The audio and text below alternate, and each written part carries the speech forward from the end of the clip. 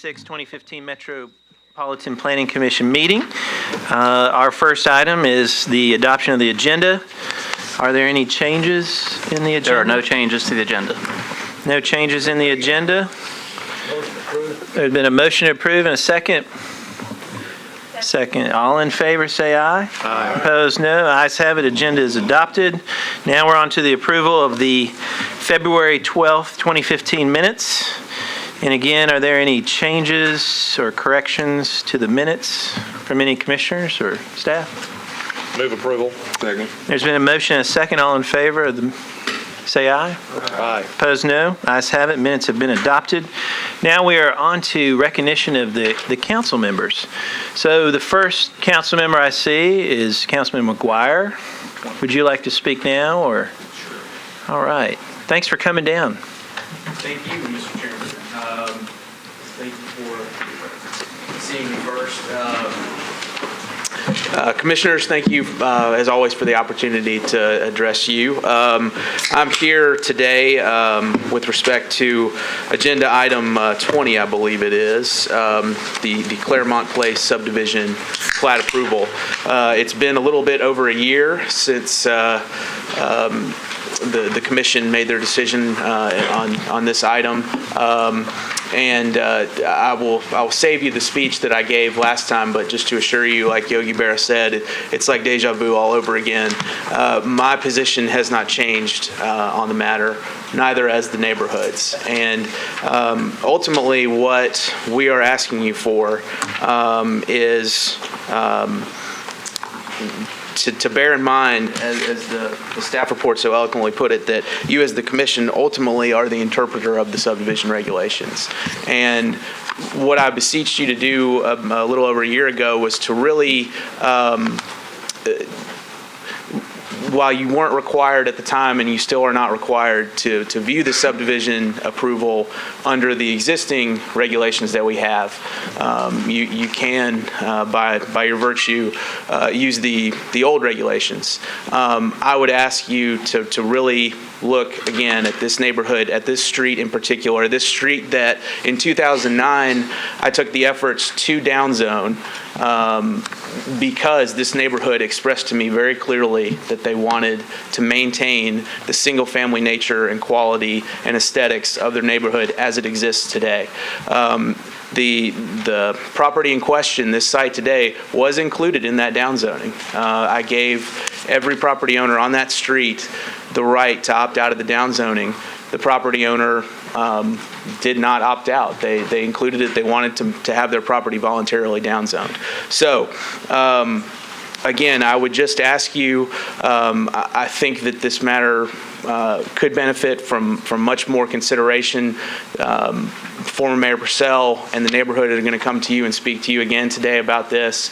I do think it would be appropriate, while I would hope for your disapproval either today or ultimately, I do think it also would be appropriate for some more time to think and discuss and consider this. So if a deferral motion is what you think is best, then certainly that would be an alternative that we would be willing to accept, because we do have new commissioners since that time. And so certainly, hopefully, allowing them more time to consider this would not be a bad thing. So again, I ask that you realize that ultimately the decision is yours, that a deferral, if not an outright disapproval, would be advisable for me. And again, thank you so much. And I ask that you please give your full attention to the neighbors when they come forward to speak to you. So thank you all so much. Thank you, Councilman.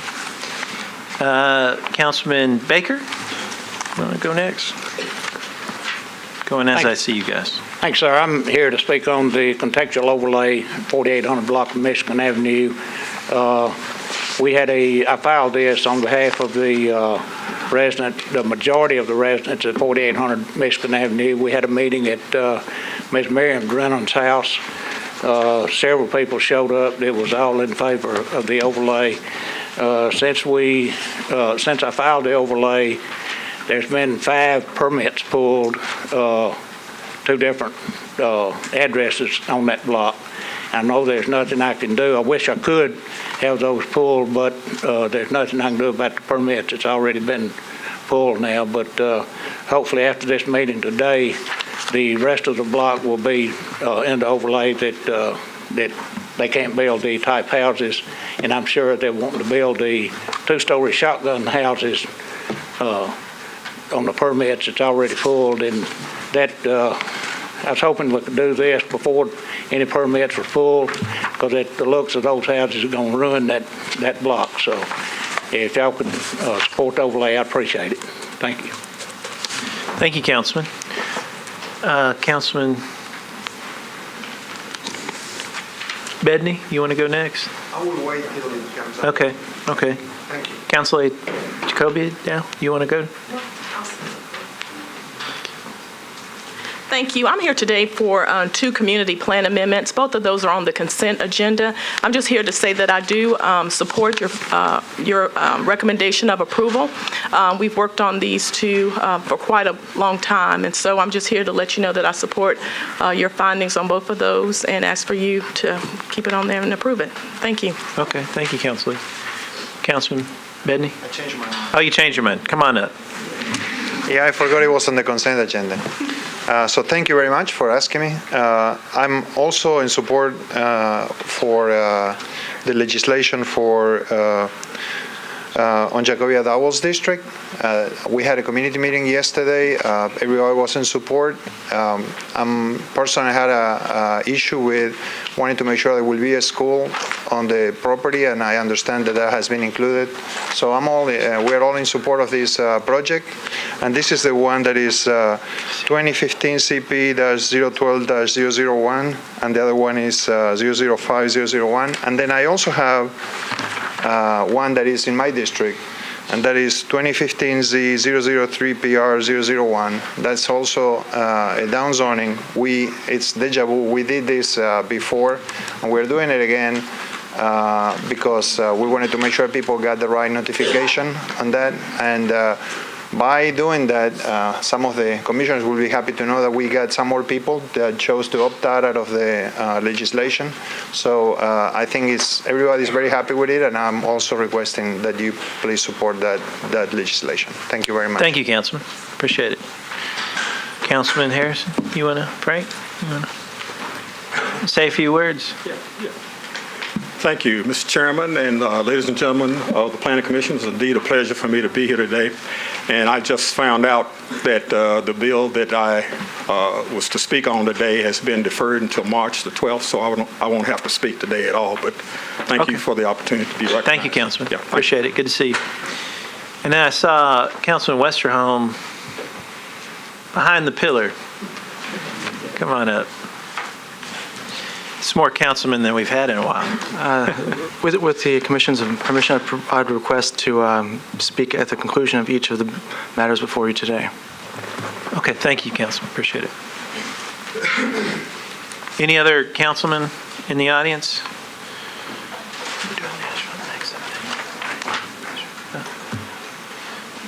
We don't do a Nashville next. Yeah. All right, seeing no other councilmen, now we're ready for the Nashville Next update.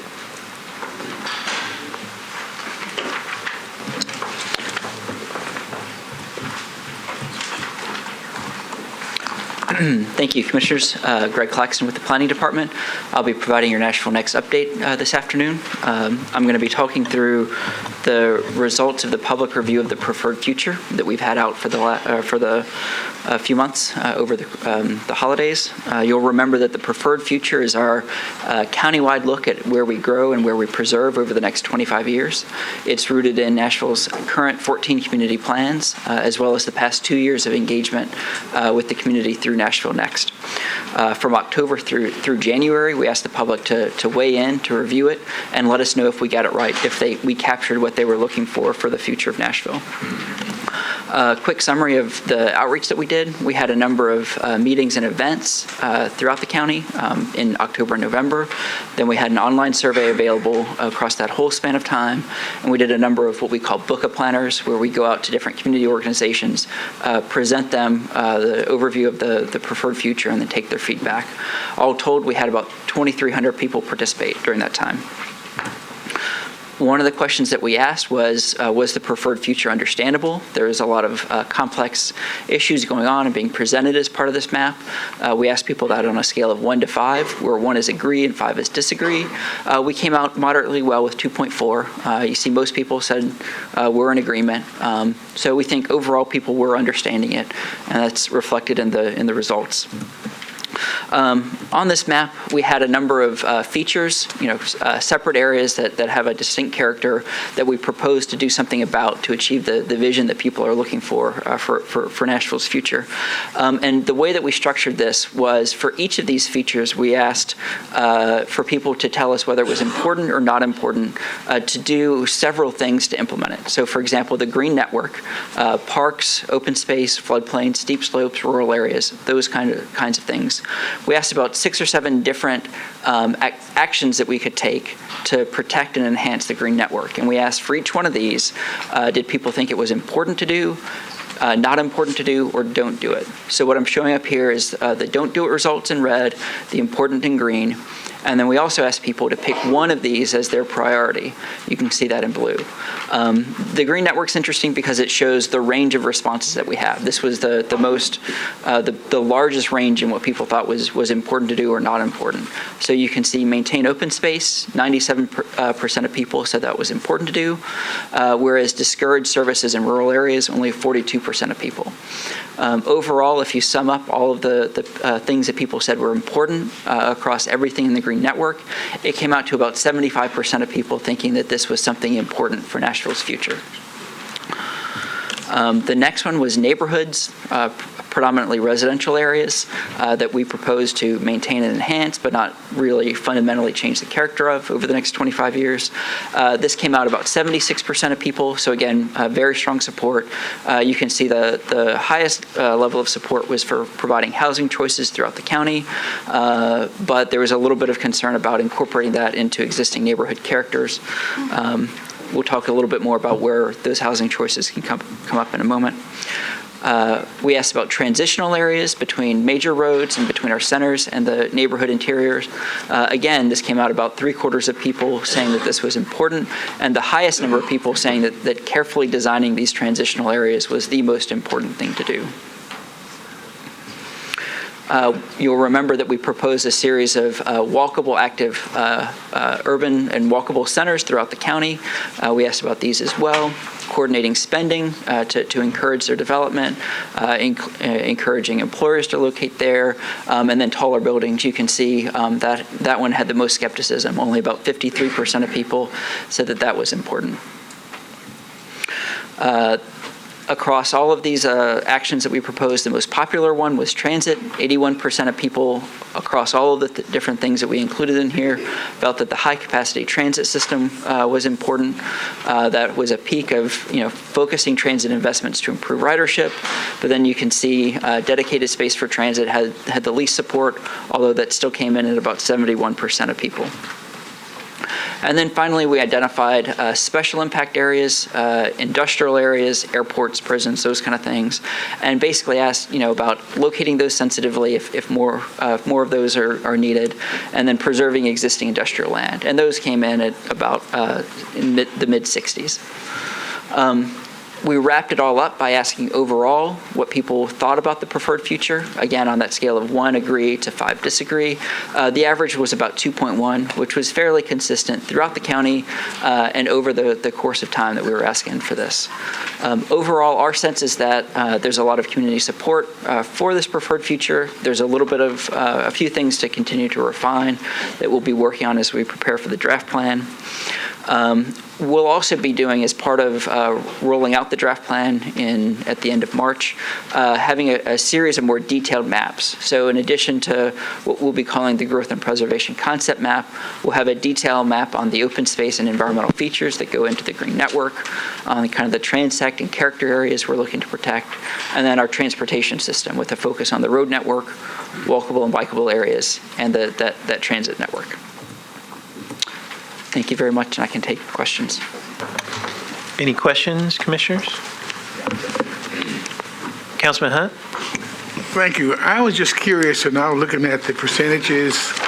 Out of over 500,000 people here in Davidson County, what does your number represent in terms of the scheme of the population compared to the number you got here? What percentage of these numbers represent the entire population of Davidson County? The participation? You mean the people who have been my involved? question is, you gave a percentage here, 2-to-1 or something like that. No. What I'm asking you is, what percentage is that when you compare it across 600,000 people? Right.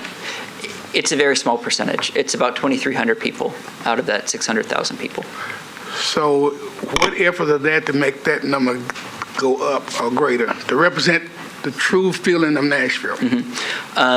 We have a 35-member community engagement committee that represents communities throughout the county, as well as hard-to-reach populations. We work with them very closely to try to get the word out, get people out to our meetings, spread the word about our online and paper surveys. We also have an engagement firm, McNeely, Piggott & Fox, that help us do outreach kind of more broadly. 2,300 is a small number out of 600,000, but for a planning process, that's a pretty strong result. And remember, that's just for this last phase of work. Throughout the entire process, we've had about 17,000 people.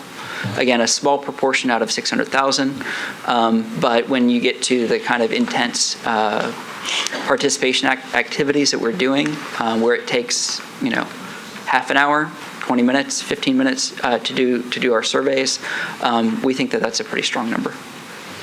So how does that compare with the method in which the census people use when they're going across the county, which their numbers are much greater than what you just got? Right. Well, How do you compare those two systems? Right. I mean, the census is able to mail out surveys to every resident in the county and then send people door to door to follow up on that. If you're asking demographically, we do follow the demographics. They'll be included in the final report on this. Overall, throughout the course of the process, our demographics are reasonably in line. There are definitely some gaps, which we've tried to overcome through more focused efforts, focus groups, those kind of things. Well, I'm saying, last question.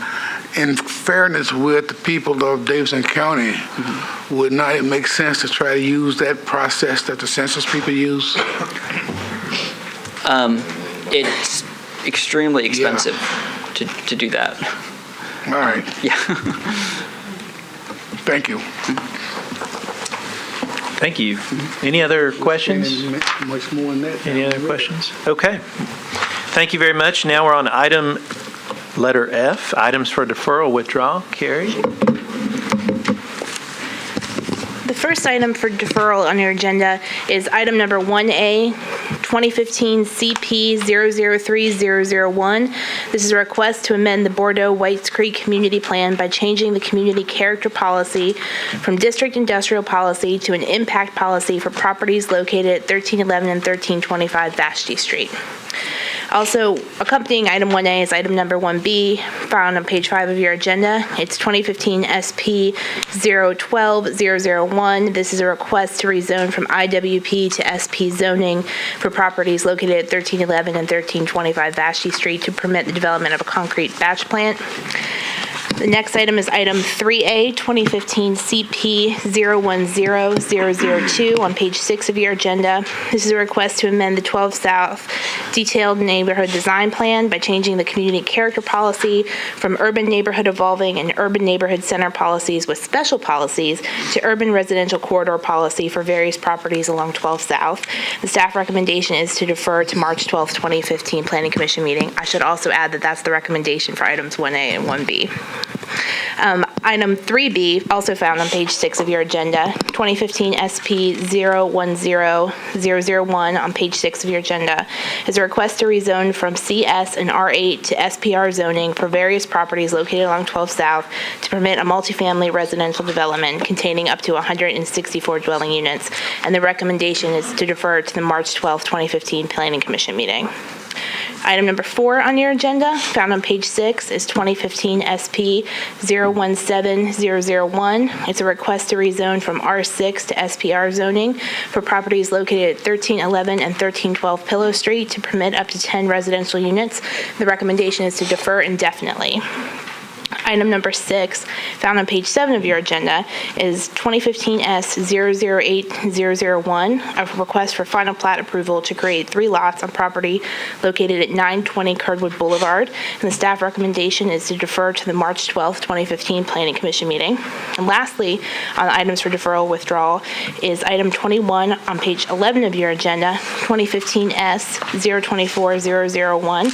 It's a request for final plat approval to create 2 lots on property located at 5408 Granny White Pike, and the staff recommendation is to defer to the March 12, 2015 Planning Commission meeting.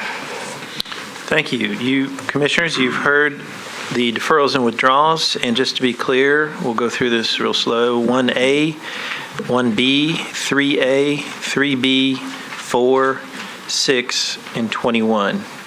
Are there any questions? There's been a motion, second? Second. Any discussion? All in favor, say aye. Aye. Opposed, no. Ayes have it. Rules have been made. Now we're on the consent agenda. Okay. Carrie?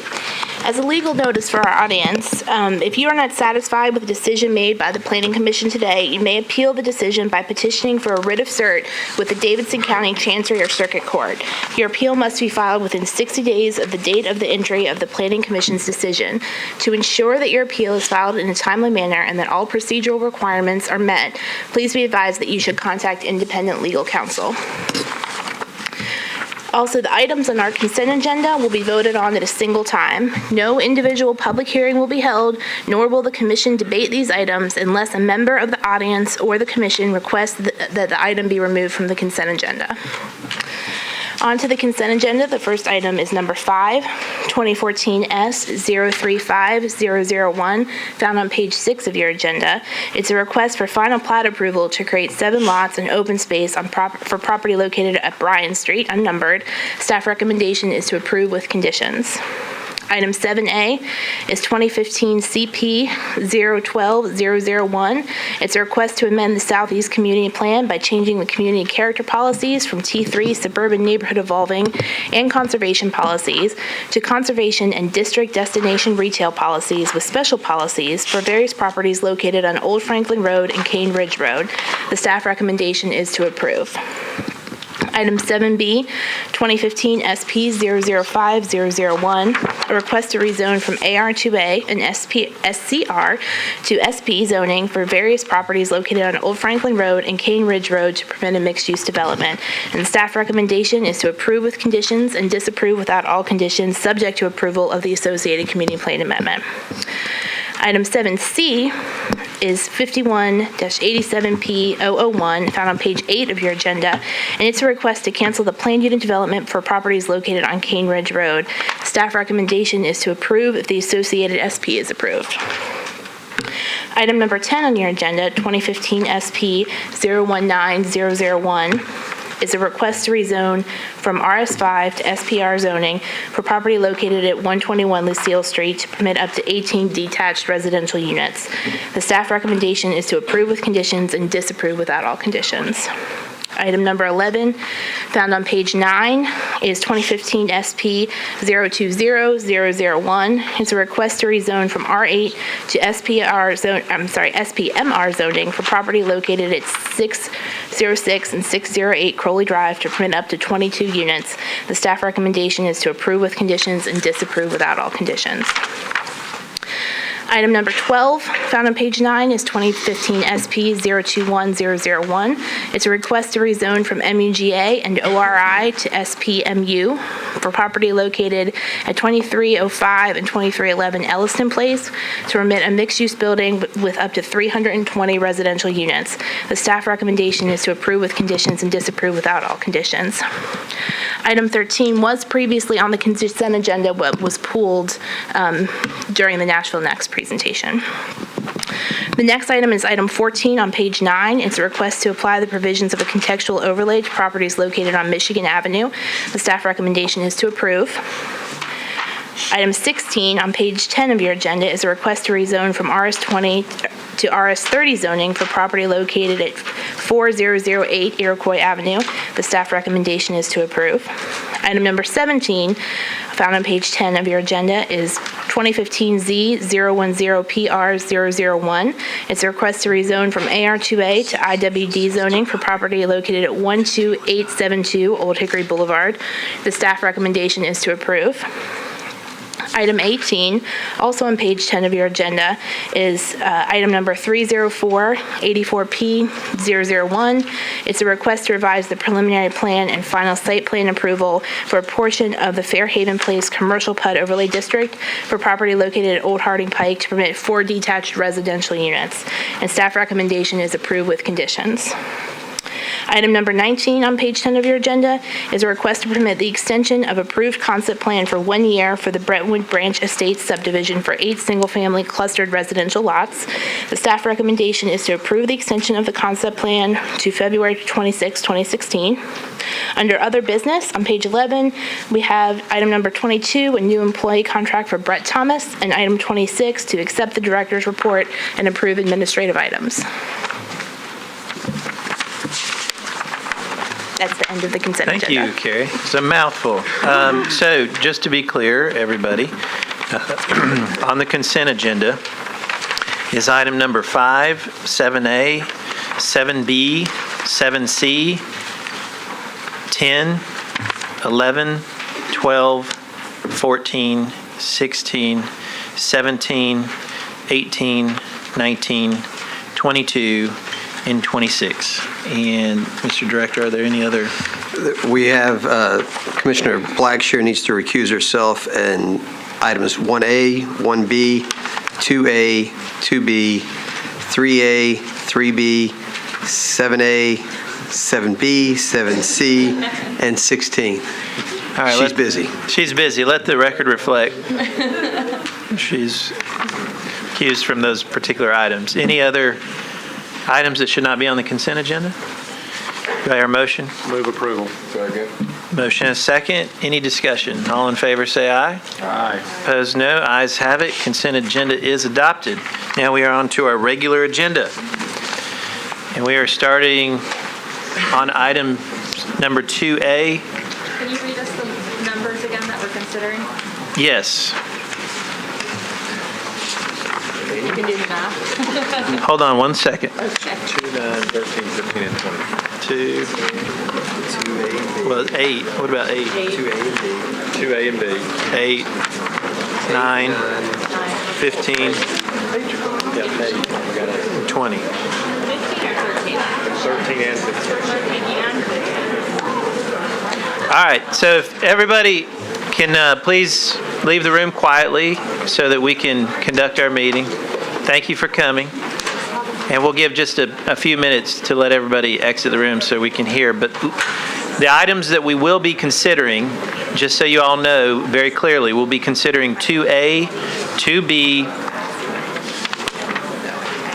item number 8, 9, 13, 15, and 20.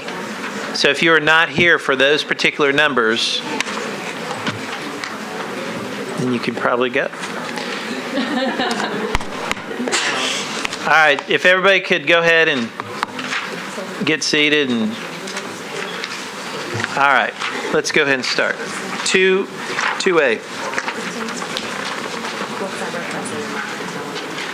And I open the public hearing after this, right?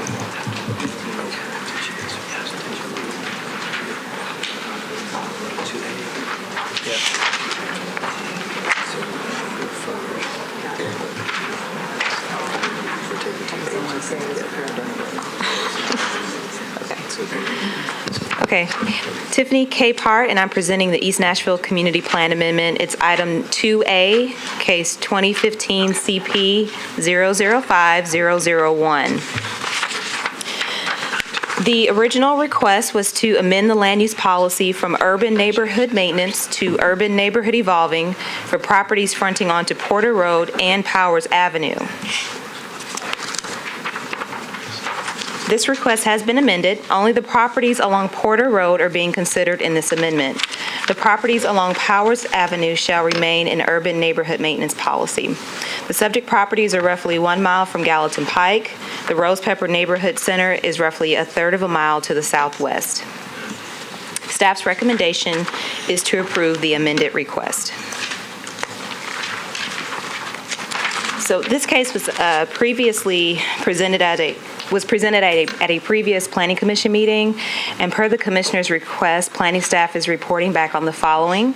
The amended request, which removed parcels along Powers Avenue from the amendment application, clarification on where historic properties are located and where the contextual overlay is proposed, and the possible future application of urban neighborhood evolving. This analysis, at the request of the Commission, is to help provide greater context to the current plan amendment request. So again, the properties being considered today are the properties highlighted that front onto Porter Road. The existing policy on this property and within this area is urban neighborhood maintenance. There's also conservation policy on the site acknowledging a stream that runs parallel to Porter Road. This feature should be considered with any future development on these properties. So urban neighborhood maintenance is typically applied to areas to preserve the general character of an urban neighborhood. These areas will experience some change over time as buildings are expanded or replaced and as improvements to physical infrastructure are made. These areas could accommodate or could have existing within them a range of building types, including single-family, townhomes, and in some cases, walk-up apartments. Urban neighborhood maintenance areas also have good access, with the distinguishing features being alleys and greater access to transit. The proposed policy on the subject properties is urban neighborhood evolving. Urban neighborhood evolving is typically applied to areas to create or enhance the general character of an urban neighborhood. The resulting development pattern may include higher densities than existing urban neighborhoods, smaller lot sizes, or different housing types. Urban neighborhood evolving policy is applicable to areas that have unique lot structure and where there's close proximity to centers or corridors. The application of urban neighborhood evolving in this location is appropriate. The area being considered is made up of unique lot structure, whereby lots are large enough to consider more diverse housing types and higher density in future development. Neighborhood evolving policy offers opportunity for infill development in this location and takes advantage of existing infrastructure such as sidewalks and an existing transit route. Similarly, the policy would encourage more intense housing within close proximity to the nearby neighborhood center, reducing the need for car travel and creating more opportunity for walking. The urban neighborhood evolving policy also guides land use transitions and also addresses environmental features. With that being said, the application of urban neighborhood evolving also supports these critical planning goals. The policy guides the creation of walkable neighborhoods by placing a range of housing types near a variety of transportation options, and supports infill development whereby new development uses existing infrastructure and provides appropriate transitions to surrounding development. So staff recommendation is to approve. Looking at other possible locations to apply urban neighborhood evolving, staff considered the following. The application guidelines of T4 Neighborhood Evolving, which is the unique lot configuration, development activity in the area, and proximity to corridors and centers. Areas located near urban neighborhood center policy, where additional housing places people in close proximity to goods and services. The existing neighborhood conservation district, which is an area where the Historic Commission reviews the demolition and new construction or additions to residential structures, and also the proposed contextual overlay application. It provides design standards necessary for residential areas to maintain their established character. So the areas highlighted in purple would be appropriate for T4 urban neighborhood evolving in the future. Here's a closer look at the areas deemed appropriate for the future application of T4 Neighborhood Evolving. They may be appropriate because they are outside of the historic and contextual overlay. They may have seen recent redevelopment activity, and because of their proximity to existing or planned neighborhood centers. Other areas that were not in the historic conservation overlay or the proposed contextual overlay should remain in urban neighborhood maintenance policy due to their location within the conservation overlay and due to topography constraints. These areas may be considered further as staff continues to engage the community through the Nashville Next process or through individual applications as they arrive. However, staff does not recommend these changes at this time as we need more time to communicate with the public. Thank you. Thank you. Now we're 2B. Yes. As we're taking these items up together.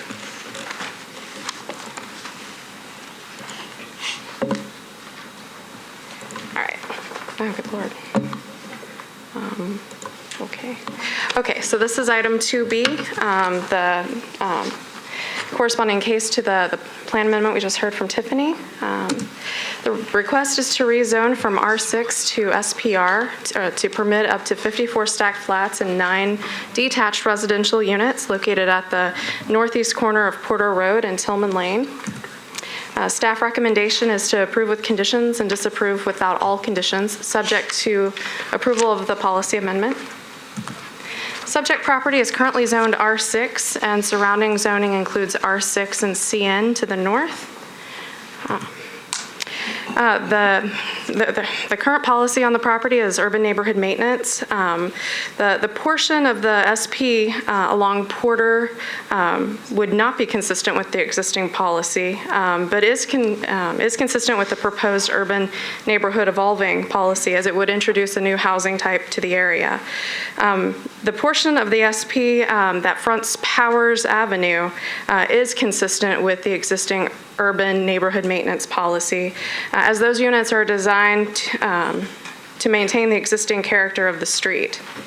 So here we have a look of the site in relation to the Eastwood Neighborhood Conservation Overlay to the west and the proposed contextual overlay to the east. The SP supports several critical planning goals. And here we have the plan. The SP proposes 54 stacked flats and 2 buildings. The smaller building has frontage on Porter Road, and the larger building wraps the corner and fronts both Porter Road and Tillman Lane. The 9 detached units front Powers Avenue and are pushed back to maintain the setback context along that street. Access is provided at 3 points, one along each street frontage. Also, there's an existing unimproved alley that bisects the property that's proposed to be abandoned by mandatory referral. Since there's a stream located in that right-of-way, the buffers that are required would make it impossible to improve that alleyway. Parking for the detached units is provided in garages at the rear of the units, and parking for the stacked flats are proposed through several parking decks that are located interior to the larger building. Also, the SP proposes 7 on-street parking spaces along Powers Avenue. As for sidewalks, sidewalks are proposed along Powers Avenue and Tillman Lane, and the existing ones on Porter Road are going to be improved so that they meet the standards of the Major and Collector Street Plan. So this site section illustrates how the plan uses the site topography to complement the existing height context along Porter Road and Powers Avenue. The maximum height for the stacked flats is 37 feet above the street, above Porter Road, and steps back to 46 feet to accommodate the loft units. Now, over on Powers Avenue, the maximum height for the detached units is 31 feet above Powers Avenue, and here we have a comparison with houses across the street, and I have photos of those later in the presentation if you'd like to see those. Also, a condition has been added to include the heights shown on the site section, including the step back for the loft units. So here we have elevations that were included with the SP. The proposed design takes cues from the arts and crafts style that's characteristic of the Eastwood neighborhood across the street. This is a view of the stacked flats at Porter Road. Here we have a look at the corner elevation for the stacked flats at Porter Road and Tillman Lane, and an elevation at Tillman Lane for the stacked flats. You can see the landscaping and porches and so forth. And then elevations at Powers Avenue for the detached units. In conclusion, staff recommends approval with conditions and disapproval without all conditions, subject to approval of the policy amendment. Thank you, Melissa. This item is open for public hearing. The applicant will have 10 minutes to speak. Oh, that's right. Hold on one second. Since we, Mr. Chairman, we have to reopen the public hearing from the last, don't we? The minutes, what, we leave it open before it was closed. Was it advertised? It was left open, so that's the... Public hearing was left open. Yeah, the public hearing was left open.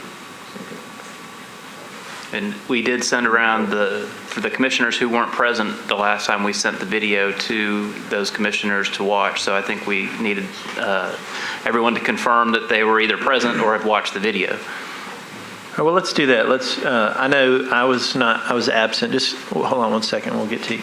I know I was absent. I watched the video, and let's just confirm that with the other commissioners. Did we? Present. Okay. Present. All right. Good deal. Do we need to open the public hearing back up? Yes. Do 10 minutes? Do our same normal? Yes, for the applicant. All right, so the applicant, we have determined that you have 10 minutes, and you will have 2 minutes for rebuttal if you choose, and go ahead, we'll get it started. Thank you. Members of the commission, my name is Jeff Hines with Little John. When we came before you back in January, I think we had a good detailed discussion on that day. I heard from several neighbors. I think there was a bit of confusion, so I want to take a moment, and then Matt Gardner with Imagine One Development Company is going to supplement my discussion. But 3 main points I'd like to leave with you in the opening comments. I think the confusion revolved around the height of this proposal, how it relates within the community context, and lastly, the density question. And share these points with each of those. First, height. The Porter Road and Tillman Lane development is consistent in height with structures that would be allowed under the current residential zoning, which is a maximum of 45 feet. In actuality, we along Porter Road are at the mentioned 37 feet tall, and then have a 35-foot step back before we reach that 45-foot height. So we, in the section you see there, are effectively at a 3-story component immediately adjacent to Porter, only about 7 feet taller than the homes on the western side of Porter Road, which sit higher topographically. And then we step back with a loft unit, but all of this is proposed at a 3-story development height. On Powers Avenue, we are within 1 foot of the existing residential structures with the proposed single-family cottages there. The community context being the second of the topics, we've amended our request to only be addressing, as Tiffany shared with you, the change in the policy along Porter Road. And that is because of a change to a housing diversity that really is needed within the neighborhood. And I think that's been heard not only through Nashville Next in the context of it, but also through the neighbors. Younger folks that come back, really the option for buying a single-family house at the price points that are there, this provides alternatives. The conservation overlay does not apply to this. We're on the opposite side of Porter from where the current conservation overlay is.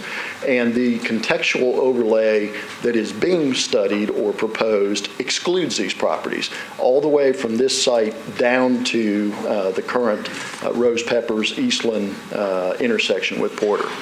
So therefore, we really fit within what the planning goals have been in terms of these overlays. We're outside of them. And in the regard of, even if this is a standalone, and I think part of the message boards, if you folks have read any of this or heard, have talked about this being a wholesale change in policy.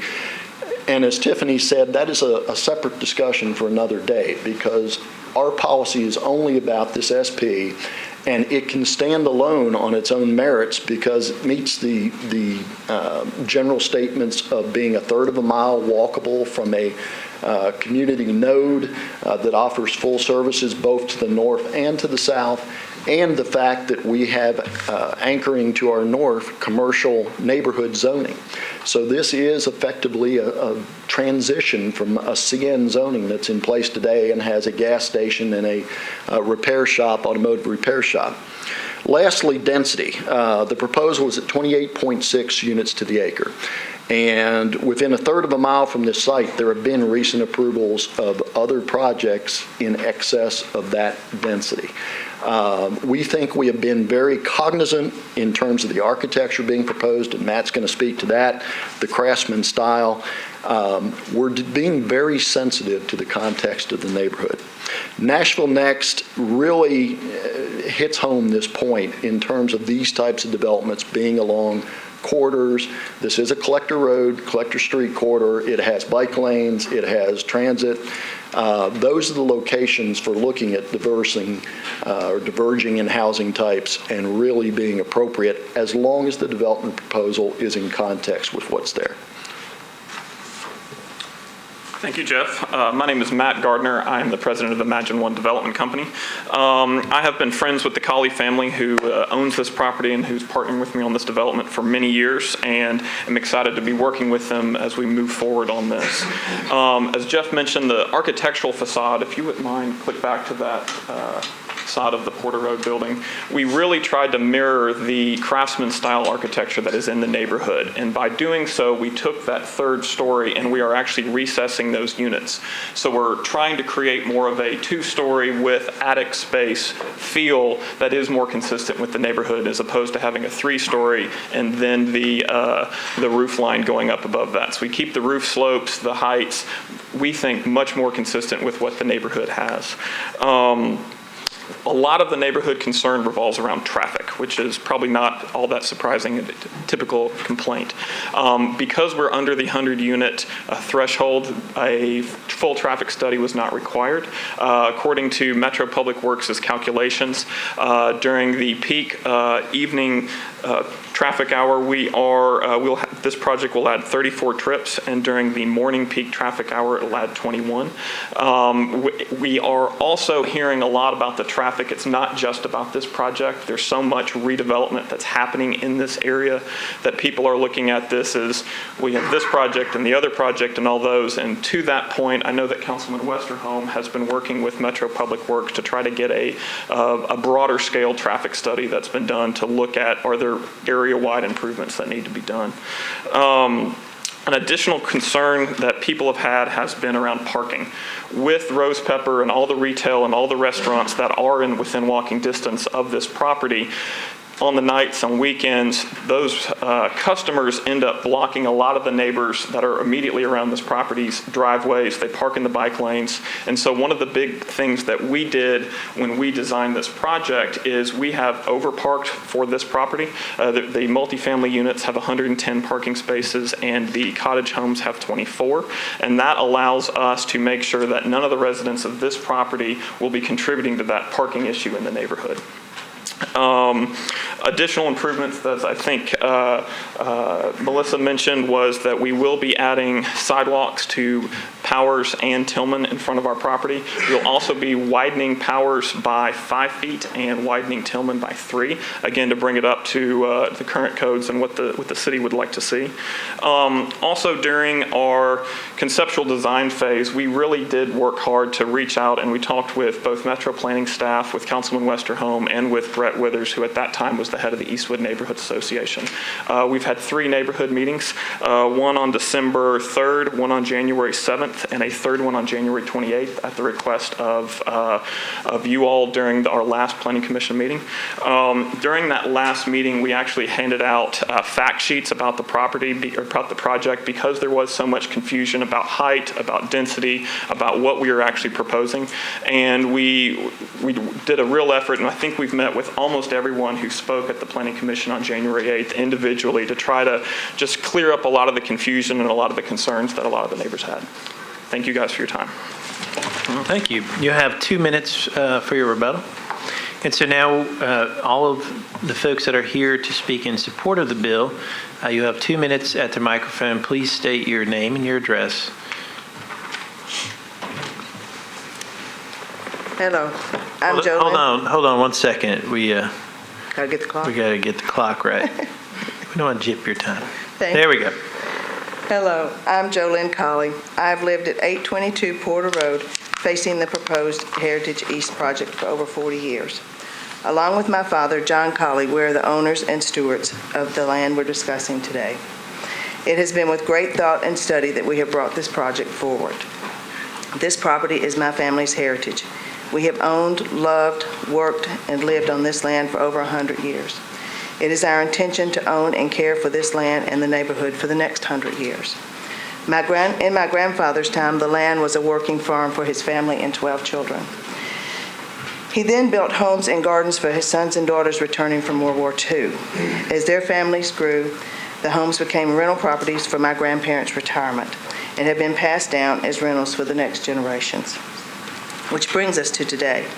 My family has witnessed the land change from farmland to one of the most popular neighborhoods in America.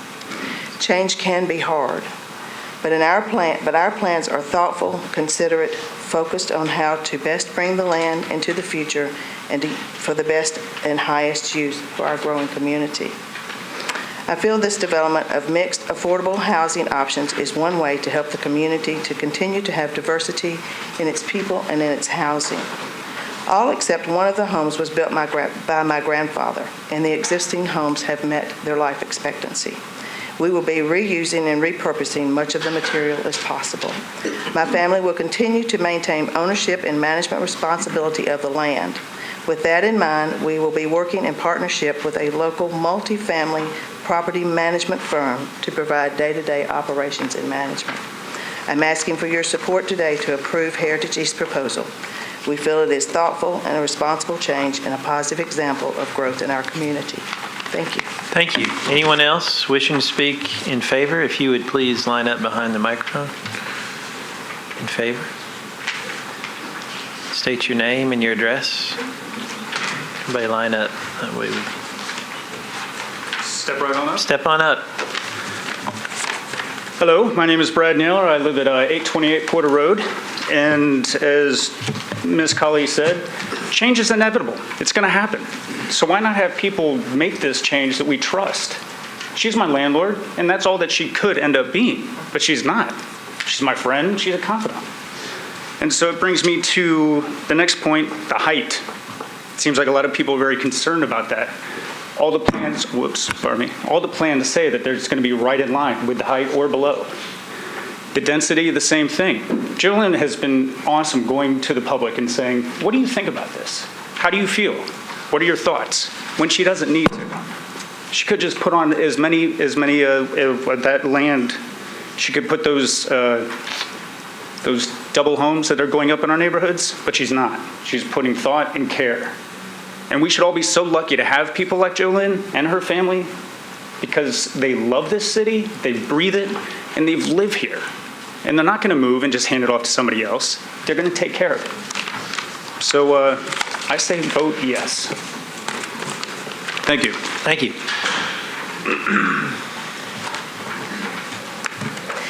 I'm Lynn Harris, and my husband and I are residents of East Nashville for 28 years now. Our home is less than half a block from the proposed development. We have seen and experienced change and growth. Please give us your address. Sorry. Your address. 2023 Benjamin Street. Thank you. It has gone from a neighborhood that real estate agents would not show or mention when we were buying our home to a list as one of the top 12 coolest neighborhoods in the United States. Many of us already knew that. An unfortunate result has been skyrocketing prices of dwellings. Our son and daughter-in-law, as an example, love East Nashville but cannot afford a home there despite having good jobs. We are in full support of Heritage East. Our longtime neighbors, the Colleys, have always been good shepherds of their land and responsive to their tenants and neighbors. This project is beautiful and thoughtfully planned. We thankfully welcome some affordable housing back to East Nashville for our son and daughter-in-law, and maybe even ourselves if we reach the point when a large yard and home become more than we want to maintain. We cannot be called a hip, welcoming neighborhood or city if we cannot provide diverse, affordable living situations for people. We prefer the style of the Colley's proposed complex, which we think should be a model for other development. We appeal to the Planning Commission for approval of this project, allowing East Nashville to provide affordable housing options for those who want to live in our vibrant community. Thank you. Thank you. Name and address. Name and address. Good evening. My name's Jerry Holt. I live at 104 Meadow Point West in Hendersonville, Tennessee. I happen to run a local business there in the area. Having been raised in East Nashville on Porter Road and run a family business owned that has been in East Nashville for over 70 years, seeing the ups and downs and the changes in our neighborhood and seeing the growth that is going on in East Nashville, it is with great satisfaction that I come to you tonight to speak in favor of Heritage East. Not only will Heritage East provide much needed housing in our neighborhood, it also makes improvements in our area that all neighbors can benefit from. For instance, the widening of Tillman Lane and Powers Avenue, and adding sidewalks along both streets with on-site parking that will ensure residents do not park on the street. That's something all of us can take advantage of. Thanks again for your time and your consideration of Heritage East. Thank you. Good evening. I'm Brianna Yeager of 1521 Forest Avenue. I loved East Nashville, the neighborhood, the first time I drove through it and knew that this was a place I wanted to call home. After living in an urban neighborhood in Chicago, I was specifically drawn to the neighborhood's walkability, historic character, and the many front porches. I'm here today to express my support for the 821 Porter Road multifamily project. It is my understanding that much care has been given during the conceptual design phase to be respectful of the neighborhood context, the character of adjacent properties, especially building height, and the existing streetscape. This project aims to fit in and not tower over. It will provide more much-needed, affordable, and diverse housing options for the community, and it is for this reason that I would like to see this development move forward. Thank you. Thank you. Hello, my name is Laura Batson, and I live at 604 Joyce Lane, and I'm in support of this project. I moved to Nashville in 2013 and was looking for a rental property close to downtown in a walkable, vibrant neighborhood. I loved East Nashville and had hopes to find somewhere to live here, but there weren't many options to choose from and almost zero options in my price point. Last year I got married, and my husband and I were on the search again to find a place for us to call home. We knew East Nashville was where we wanted to be, but options were extremely limited and hard to find. The places we were able to afford were almost impossible to get. One house we put an offer on had at least 6 other offers within 24 hours of being put on the market. The house ended up being sold to someone that paid significantly above asking price and cash. This neighborhood is wonderful, but it's pushing young professionals such as myself out of the area. There aren't many options to choose from, and very few that my age demographic can afford without living beyond their means. This kind of development has so much potential to give people like me a place to live here and be a part of this community. Not only is this kind of development needed in East Nashville, the site is an ideal candidate to support higher density. Porter Road is a primary corridor in the neighborhood. Non-residential development already exists along the road, and public transportation is present. I think this project is in line with the goals of Nashville Next, and I think would be a successful contribution to the East Nashville neighborhood. Thank you very much. Hello, my name is Jean Zelli. I live at 827 Porter Road. I've rented one of the original Colley homes for more than 15 years. I couldn't ask for better landlords than the Colleys. Indeed, they have become my friends as well as my neighbors. The Colleys are truly a part of the history of East Nashville. More than anyone else, I think they will build something that will become a lasting asset to the neighborhood. After all, the Colleys have already given us so much that binds together our sense of community. Heritage East is designed in the craftsman style that you see so much of in this area. The style is actually inspired by the original Colley home. This whole project is designed to look like a row of houses, not a massive slab of apartments. There's depth to the front of this building, unlike many recent additions to the neighborhood. It has a facade in keeping with the proportions of the surrounding houses. This looks like two-story houses. Any additional height cannot be seen from the facing roads. Who could be more concerned with the overall impact of a project than a developer who is not only heir to the land, but who lives across the street from it? The gentrification of East Nashville is nice in its way, but the land here is so valuable that developers want to come in, build, get the highest immediate return on their investments, and leave. Thus, the enormous looming duplexes that have become the bane of East Nashville. The Collies aren't doing that. They're here for the long haul. They always have been. As always, they are looking to the future, to the legacy that they will leave for their family as well as their community. Thank you. Anyone else wishing to speak in support of the project? Now we're ready for those who want to speak in opposition. If you'll line up behind the microphone and remember to state your name and your address.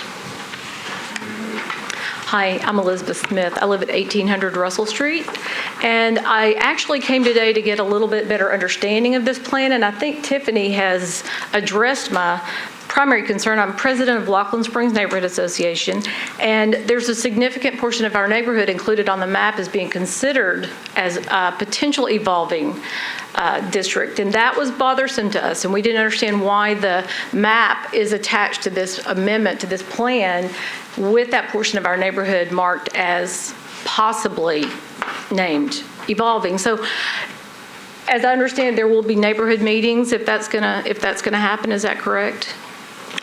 We'll find that out when we get into, after we close the public hearing. We want to hear your comments now. Okay, well, the main thing that we have a concern about is that we want to be sure that we are involved in any public meetings that if a portion of Laughlin Springs is to be considered changed from urban maintenance to evolving.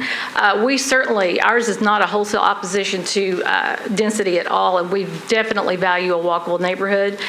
We just want to make sure that we get a chance to hear those plans as it affects Laughlin Springs, and we appreciate very much the opportunity to talk to you today. Thank you.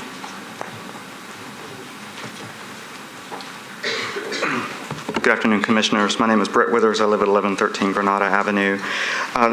The first thing I want to say is I do recognize, I know there has been a lot of confusion, but I do recognize that today y'all are not contemplating actually applying neighborhood evolving to a larger area than just these properties. But at the same time, the fact that that is being considered now and could potentially be applied without the requirement of a public meeting, as indicated in your notes, that it is a minor adjustment, has exacerbated a lot of concerns in our community about retaining control of what our streetscapes and communities look like.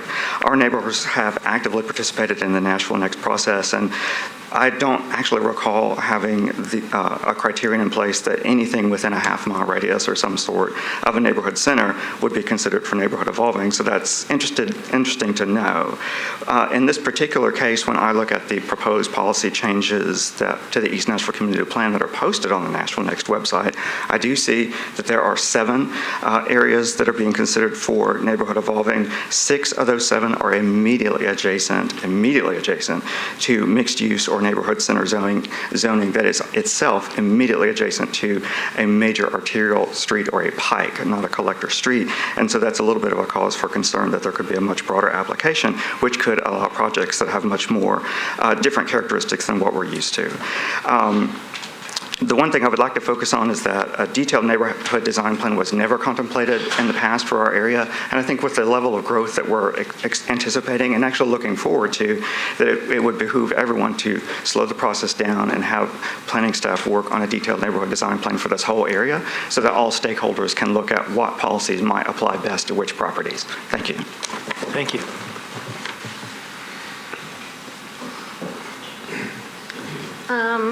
Well, I am very much surprised to find myself here because I did not come for this reason at all. It just turns out by coincidence that I live and own my house at 1101 Porter Road, and I'm finding out about this planning. We need your name and address, ma'am. My name is Rayanne Rubenstein, and my address is 1101 Porter Road. Thank you. So it's quite a shock for me to come here and find that there's an advanced development that you've all been contemplating, this East Nashville location, which is a block from my house, where I moved 15 years ago when the neighborhood was not cool, it was not hip, nobody lived there, it was run down, it was full of criminals, and I moved there because I wanted to have an affordable house, which I couldn't afford at the time, in a better neighborhood. So I went to a worse neighborhood and worked on it to make it better.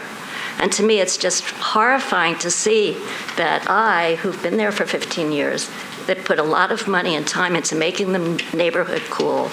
I'm an artist, and I appreciate being surrounded by artists and people of my own interest in life and our own attitude towards most things, that we're united in our feelings, we're friends with each other. I have a neighbor, one of my neighbors has been there longer than I have in the 15 years, and it was not desirable at that time. So I think you do need to slow this down. I think it's really offensive to people who have lived there, worked there, loved there, have their families there, raised their families there, are friends with each other, party, barbecue for 15 years, and aren't even informed. I don't know how this information was supposed to get out. I'm sure you have methods and means to let the community know, but I live there every day. I'm there every day, morning, noon, and night. I get mail, I have phone, I have internet, I have a council member, but no, I have not informed of this. And if I didn't come here today by chance on a completely unrelated issue, I wouldn't even know about it now. So thank you for listening to me. And please consider those of us that have lived there happily for a long time before you make plans for us. Thank you. Thank you for allowing me to speak. My name is Christy Seehafer, and I live at 800 Porter Road. I wish to speak about item 2A, the policy amendment. I live inside the recently expanded boundaries of the conservation overlay. I appreciate the colleagues working with our neighbors who wanted that protection for our historic homes, and I fully respect their property rights to redevelop their properties on the east side of Porter that did not qualify for the overlay and were not a good fit for the protection we sought. While I respect and fully support their rights to redevelop the parcels that we are discussing today, I feel that those property rights need to be exercised within the existing neighborhood maintenance policy that most accurately represents the East Nashville Community Plan. That plan for the Porter Road area has always called overwhelmingly for residential single or two-family homes.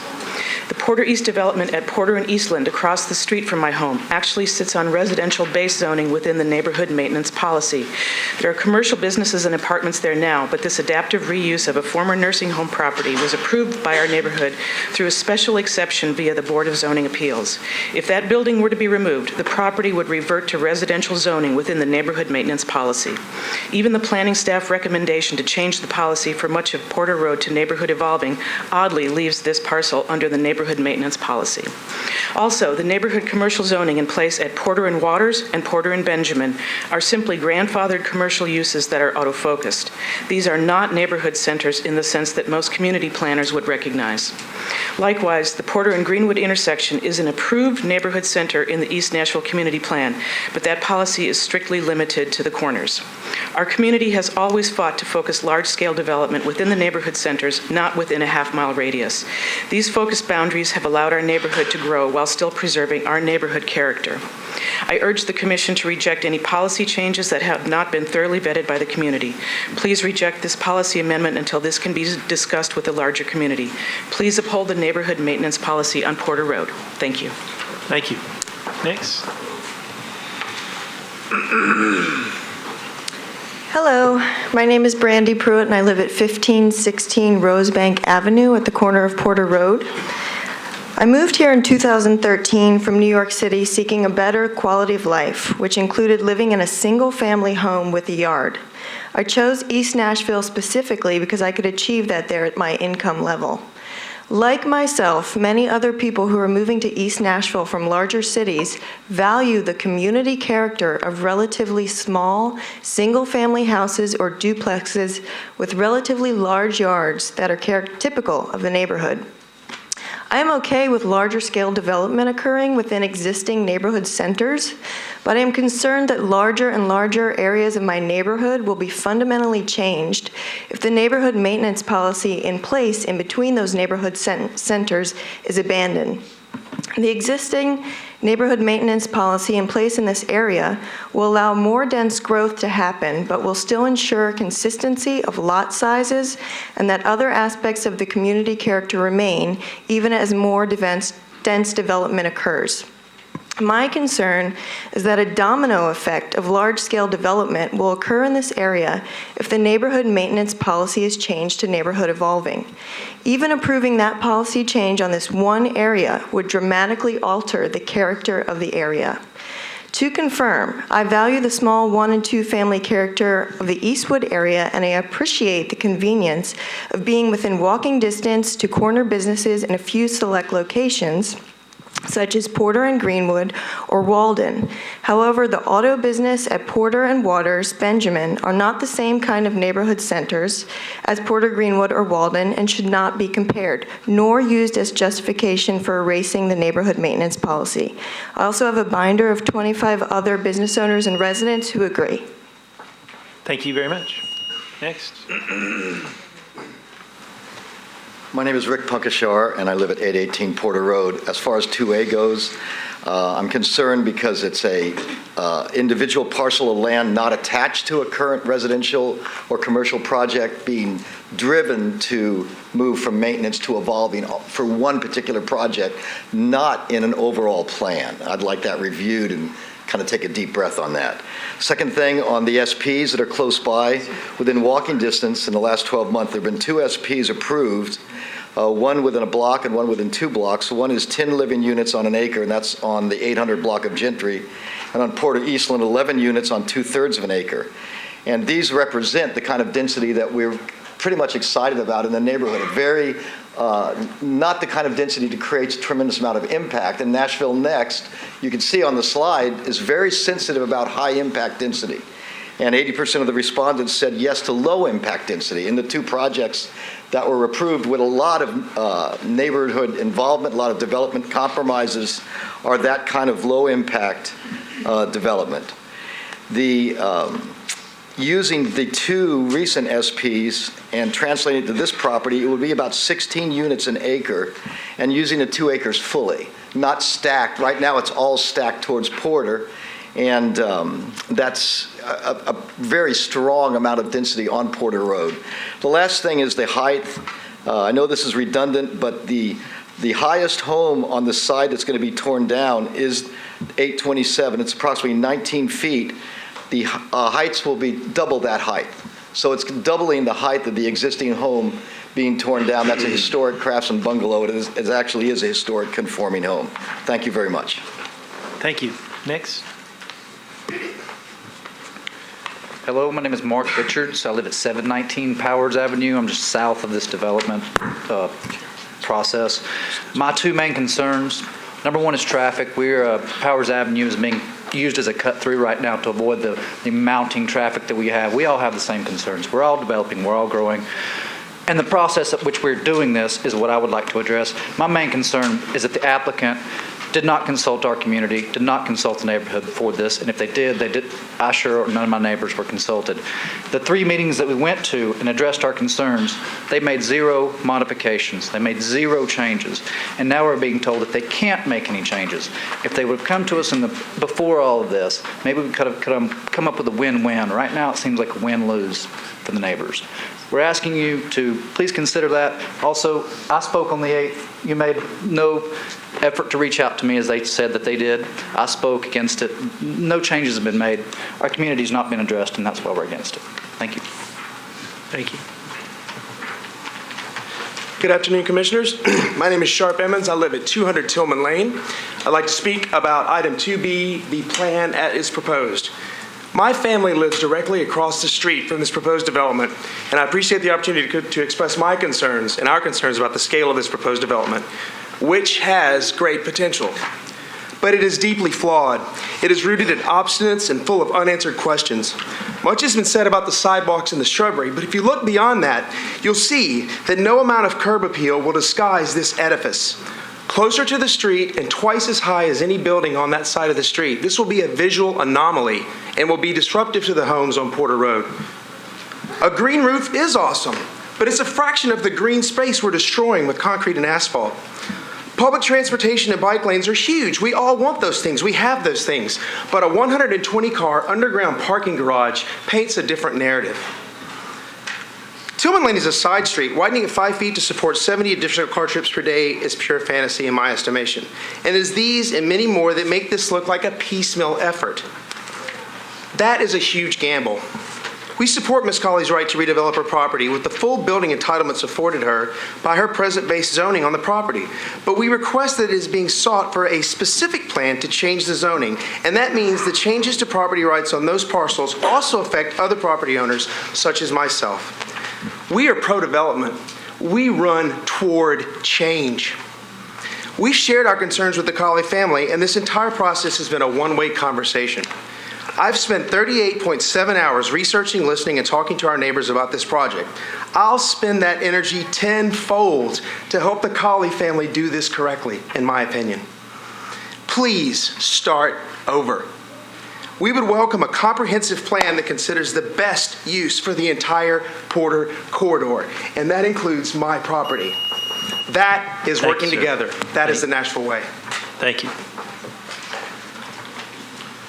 Good afternoon. My name's John Lozier. I live at 807 McCarn Street in the block to the east of the proposed development. We've heard today that change is inevitable, and it is. Our neighborhood will inevitably become more diverse. The question's really how much, how diverse is this proposal? I was amazed at the meetings at the Colley's farmhouse to hear that the traffic study behind this proposal looked at one intersection. The staff looked with a microscope, and we really need to zoom out to think about the overall impact. I'm glad Councilman Westerholm is asking for that, and I hope that the people who do that traffic study are not faced with a fait accompli by your having approved this project at this point. We've lived in the house that we own on McCarn Street for 32 years, and we bought that house because we appreciated the diversity of the community that we were moving into with our young children. We wanted them to grow up with that. What we have seen, especially since the tornado, is loss of diversity in our neighborhood. And in this proposal, we only see more of the same. We keep hearing it described as diverse, affordable housing with no guarantees about what the affordability means. These will be rental units, yes, but rental units that are affordable for whom? We all know the statistics about how many people in Nashville are having to pay a huge burden of a huge portion of their income on their housing costs. And as large developments go up, I plead with you to include provisions that assure that people who are at median income and well below are able to afford the rental prices. Thank you very much. Thank you.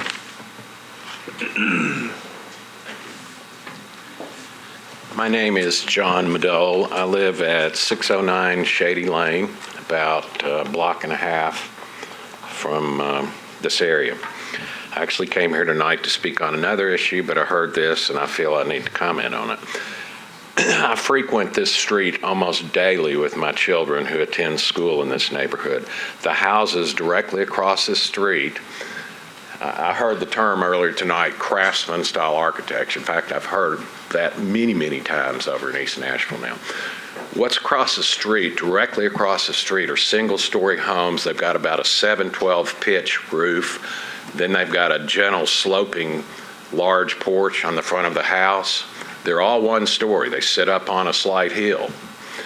These, I heard earlier tonight, look like row houses.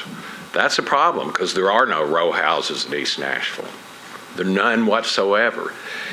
And I hear this is creating affordable living space.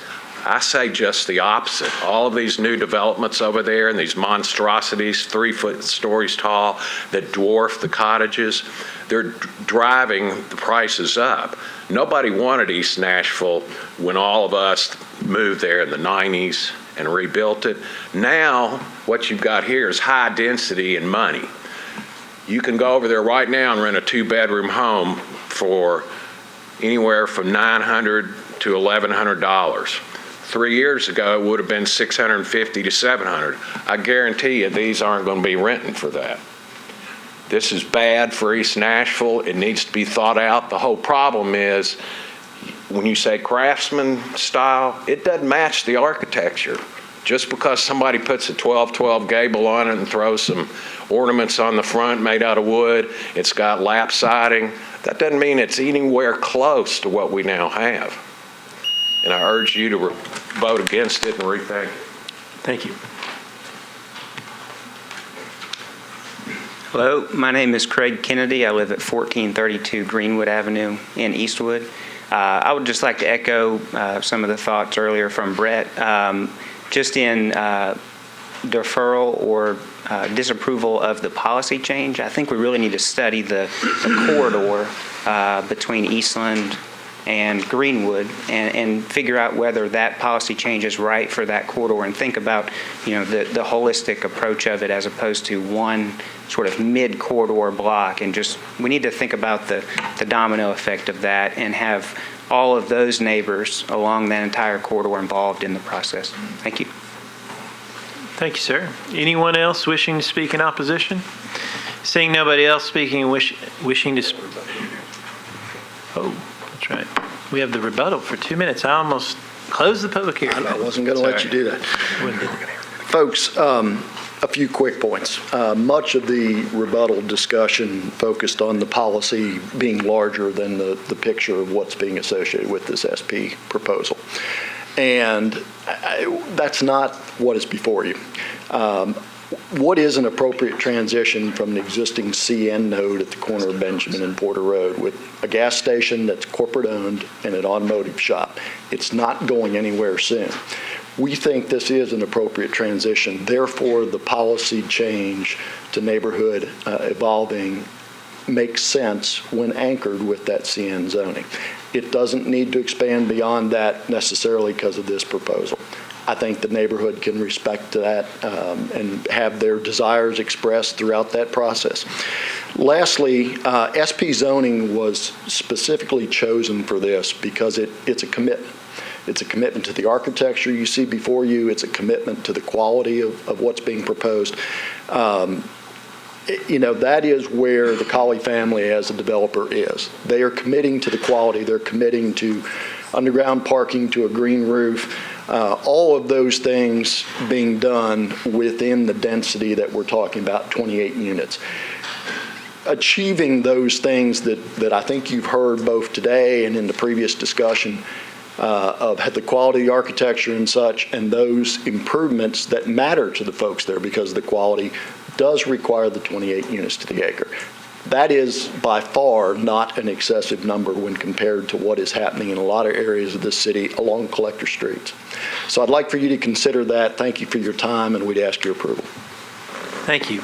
And then the councilman, he requested to speak during the public hearing. Councilman Westrom. Thank you, Mr. Vice Chair, members of the commission, and also want to extend my appreciation to all those in the audience who came not only to this meeting but to the previous meeting to share their thoughts on this project. I guess to go back, I know that all of you were here last time for my comments or watched them perhaps on the TV, but I think that this project, this location, it is a good fit. When I think about where we want to have smart growth, it's a matter of this is a corridor that has bus access to mass transit through the bus. It has a bike lane. It is walkable. All of the merits that the planning staff highlighted, I concur completely with that. From the aesthetic perspective, I think this project has a lot of merits. Their ability to work through the water feature of the property. I was impressed with the ability, the efforts they took to get that as good as it can be to make sure that they are addressing that. With the over parking, generally speaking, I'm not one who necessarily encourages over parking, but it is an area because of the bike lanes that does not have as much parking, and I think in this case it's warranted and it is appreciated. What I said at the last meeting as well was I don't know if there's a magic number for the right number of units. There is, when we had another meeting between the last planning commission meeting and where we are today, I did ask the developers to try to put this into context. How many units per acre was this compared to other projects in the area? They did that, and I feel like that helped me understand the context of this, and hopefully it helped others understand what this is in relationship to other projects that are similarly situated along corridors. That being said, I do think that I am supportive of this project as a higher density mixed, I almost said mixed use, but a higher density development along a collector street. I do think that there is some further conversations to be had with some of the neighbors who are here, and I just want to make sure everyone who is here, who spoke in favor and opposed to this project, I hope that they'll be willing to continue having a conversation to make sure that everyone understands what it is that's happening, and I would ask that we do have as many conversations as it takes prior to the public meeting before council, so that everyone can hopefully be on the same page by the time we get to that point. I would remain in the audience. Are there any questions for me before or after this portion of the hearing concludes? And I appreciate you for your diligence on this project. Thank you, Councilman. Seeing no one else wishing to speak, I declare the public hearing closed. And now we're time for discussion. Why don't we start with Councilman Hunt? Remember the last conversation that we discussed. I think I would like to hold my comments until I hear the rest of the panel. Commissioner Gee? Just have a question for staff. The existing zoning. Commissioner, hold on one second. Let me make a clarification. We're considering both items in the discussion, but we will be voting on them separately, and so we're discussing both items. So feel free. Sorry. Thank you. The existing zoning would support up to about, is it 18 units? Is that correct? That is correct. And that's about 8 units to the acre? Let's see, that would be, just under 7.71. So minimum, currently R6, minimum 6,000 square feet per lot. Okay. And then the existing policy supports up to what? The neighborhood maintenance supports up to 20 units per acre. Up to 20 units? And this proposal is for 28 dwelling units? I believe the plan says 30.8, so and that takes into account both the detached as well as the stacked flats. Okay. Well, having been in the neighborhood also for almost 16 years and within walking distance of this, just probably less than a mile away, I understand the neighbors' concerns regarding traffic and change and density. But I do think the SP, the plan, really represents a lot of what we saw in our Nashville Next presentation earlier at a relatively low density for a corridor like this. We've seen 50, 80, 100 units to the acre on similar corridors around town. Under the existing zoning, they could build 3-story townhomes taller than what's proposed here, or 3-story duplexes and single-family homes that are actually taller than this. I think so I really like the plan, and if it was consistent with the policy, it would be a slam dunk for me. I think what I'm struggling with, and I'm interested in hearing my colleagues' comments, is whether a vote for the policy change is a vote, is sort of a vote for a policy change along this whole street. I know we're not changing the policy, and we would go through public process and, to do that. However, I'm struggling with, is this the right change now without having considered, the entire street and taken that through the public policy. And so, I don't know where, I'm not necessarily saying it's not, I'm not sure where I am on it right now. I think the plan is good. I don't think the density is all that high. It's not that many trips per day or during the peak hours that you're seeing. In addition, I'll be affected by those, additional automobiles as well. I think it does support a lot of the policy goals and our goals as a commission for infill along transit corridors, walkable neighborhoods, near neighborhood centers. Thank you, Commissioner. Mr. Chairman. Yeah, after looking at it, I think as long as the SP is adhered to and the heights don't go over the what's been projected here, they've pretty well taken care of the parking. I think there's more parking than is required. I think the staff's indicated that. I listened to the other commissioners, but at this point, I think that I could support it. Thank you, Chairman. Commissioner Haynes? Is the white hatched area the CN? Yeah, Hunter, I think to your point, given that we're dealing in such close proximity to that CN, then I think I'm supportive of the policy change given that proximity and given the SP. So I'm going to support this. Derek? Commissioner? Oh, I'm really on the fence on this one too, given it's half a mile from my house, and certainly very cognizant of wanting to provide support to what the neighbors feel. I will say, when you laid out what could get built, potentially be built as is, and I think about the duplexes that are going in and the 3-story homes that are taking over our smaller streets, this well-designed project on an area that makes sense for increased density, that's done responsibly, and aesthetic, meets sort of aesthetically with the neighborhood feel. I feel like it may be better than what we could see.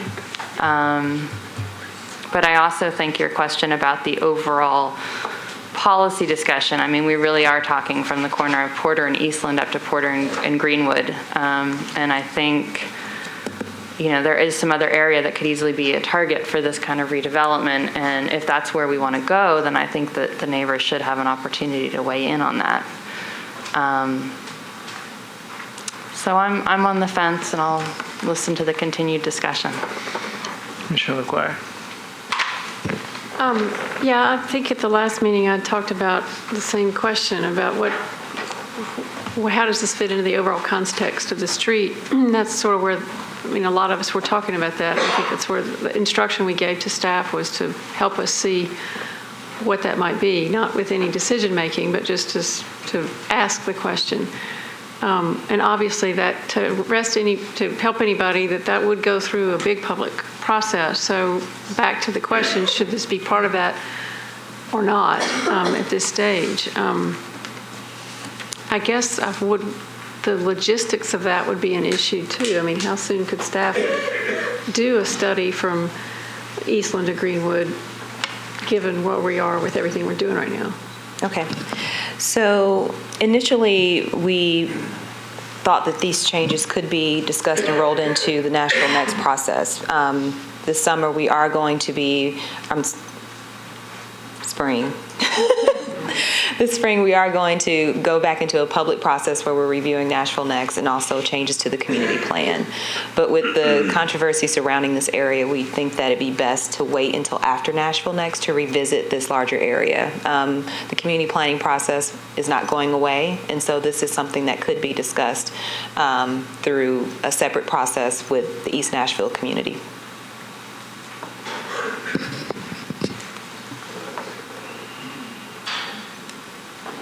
Councilman, you refrained for a while. Did you refrain from discussing? Did you want to add anything at this point? No, I don't want to add anything.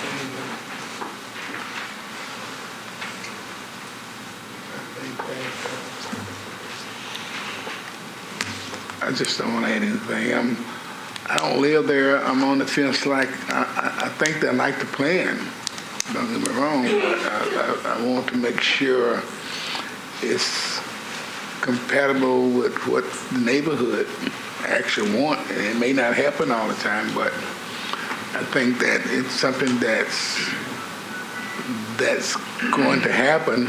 It's going to fit what's going on in Nashville. So I'm not sure about that. Thank you, Councilman. So we'll need a motion, just clarification on the procedure. We're voting on 2A. We'll have to vote on 2A first and then 2B. So we'll need a motion for 2A. I'd move for approval on item 2A. There's been a motion. Is there a second? Second. There's been a second. Any more discussion?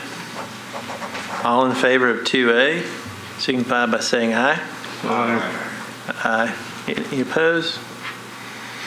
All right, just for clarification, all ayes, raise your hand. 1, 2. Noes, raise your hand. All right, motion passes. You have to have six affirmative votes to change the policy, is that correct? All right, let's do it one more time. Ayes. 5, and there's 5 ayes, 3 noes, so we'll need a motion, we'll need another motion to disapprove. Or another motion. That is that the disapproval? without? Yes, that would be a disapproval unless another member wants to make a vote, another motion before we move to the next item. Can the next item go forward with this one as a disapproval? I would make a motion to defer. I would second that. How long, Mr. Give me a Chairman? chance to work it out. Indefinitely? For how long? 2 meetings or whatever it takes. Are we talking about deferring the 2B? We have to if we defer 2A, right? Well, you're asking for another vote on 2A, and I'm saying on 2A where the motion failed because of lack of having 6 positive votes, that on 2A, which in turn would include 2B, is to defer. So you want to make a motion to defer both items, 2A and 2B? Yes. Can somebody explain so I have a better clarification of what we're doing? Well, the item failed because it needs 6 positive votes to change policy. So I'm saying the next vote would be to disapprove, but to give them a chance to go back and get together the neighborhood along with the developer. Can we do 2 meetings? I'm saying that's I've made a motion to defer, and that would include item 2A and 2B. Hold on, we're going to get a clarification. There might be a time constraint, so just hold on 1 second. This is coming.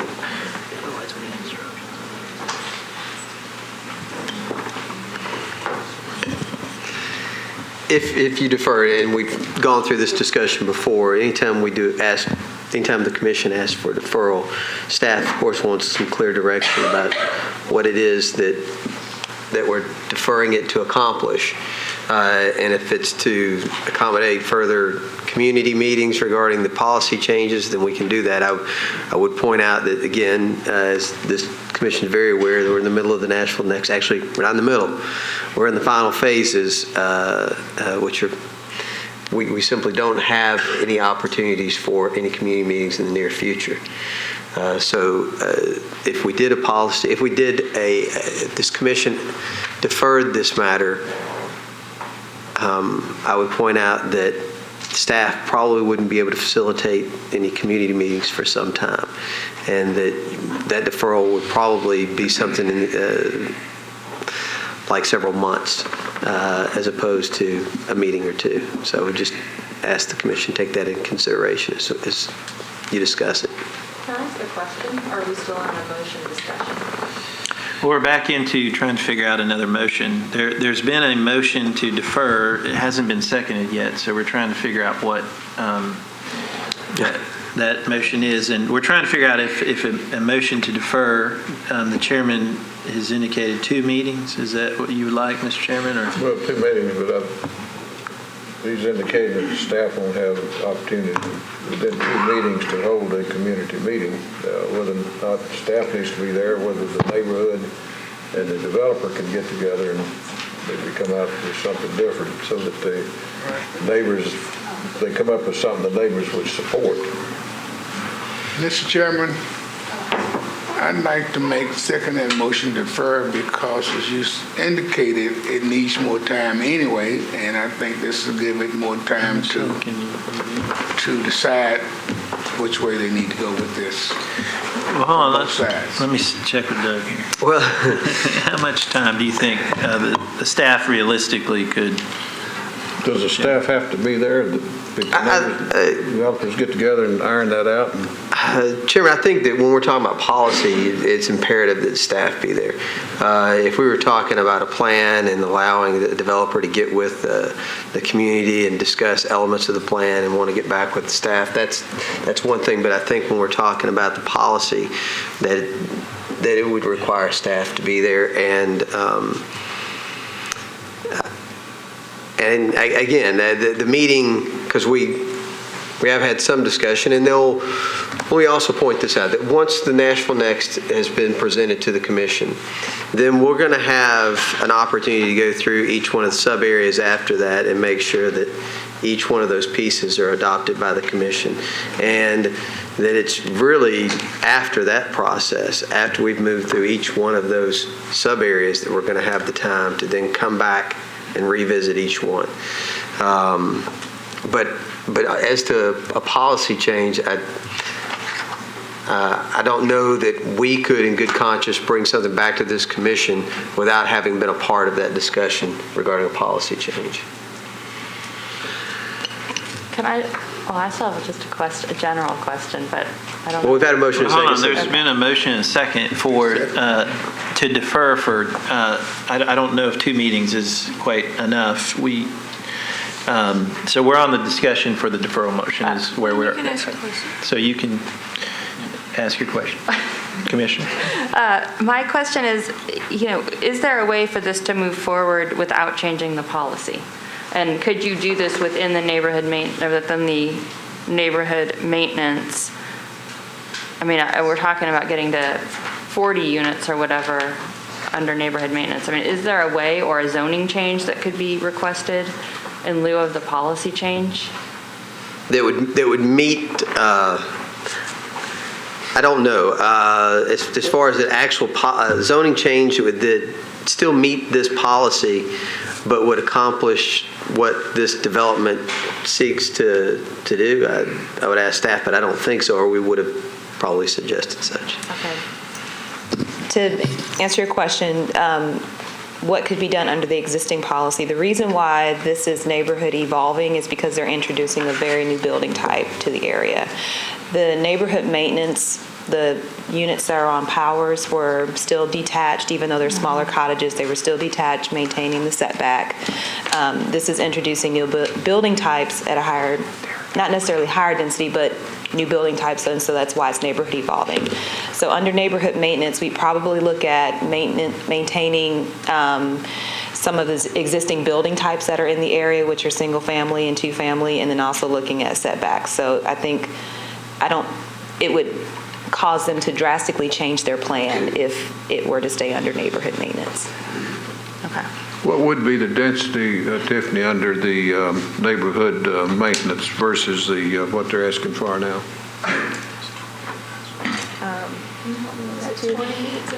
Yeah, the neighborhood maintenance and neighborhood evolving policy both have maximum densities. Neighborhood maintenance is maximum of 20 dwelling units per acre, but that's contingent upon form and design and location. And similarly with neighborhood evolving, that's depending on form, design, and location. So it's not a given you could get the max in that range. Right. So I think in this instance, what we're really looking at is the form of development. They're proposing a very different form than what is across the street and what's adjacent to them. And so that's what kind of also kicked it into it's an evolving policy recommendation.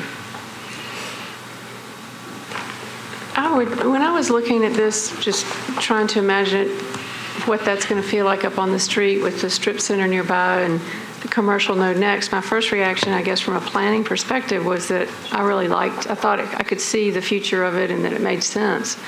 Part of the reason why I was reluctant to approve it, and what I kind of wanted to hear from you about, because you were sort of in the same camp, was I wanted to be sure we really had enough public input since we're changing a policy that the public helped put into place in that specific area. And that was I was more worried about that than I was so much this particular project. Because from a planning perspective, I think it is of interest. It is close to the density, the 20 units per acre versus 28 units per acre of what the policy that we're talking about says. And so I guess I was just curious if you could help me. I mean, we're still debating this kind of. If you could help me understand how you felt that that you weren't reluctant anymore, and that you felt like there was enough public input, and that it's right to go ahead and do this one, even though we're going to revisit the rest later.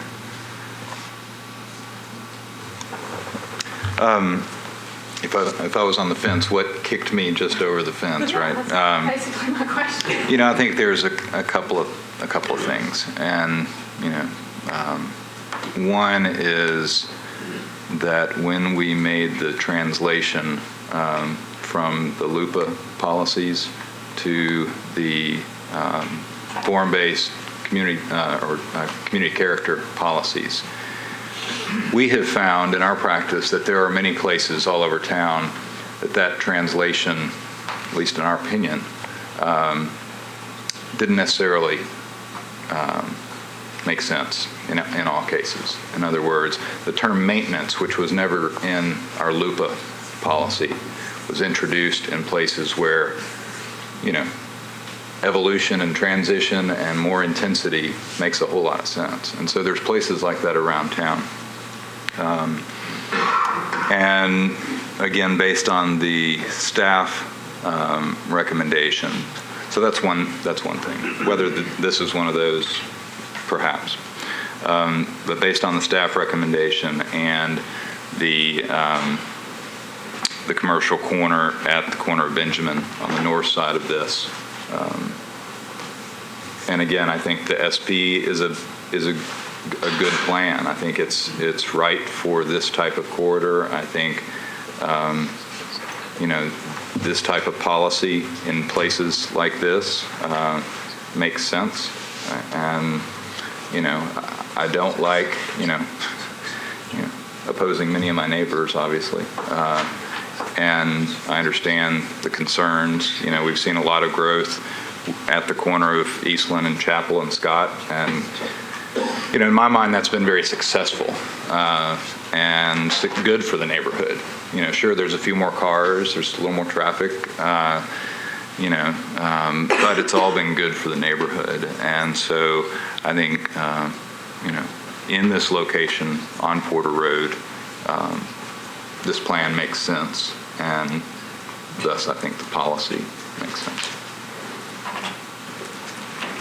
We're still on discussion of the deferral motion. The staff obviously has told us that they are going to need a lot more time than a 2-meeting deferral.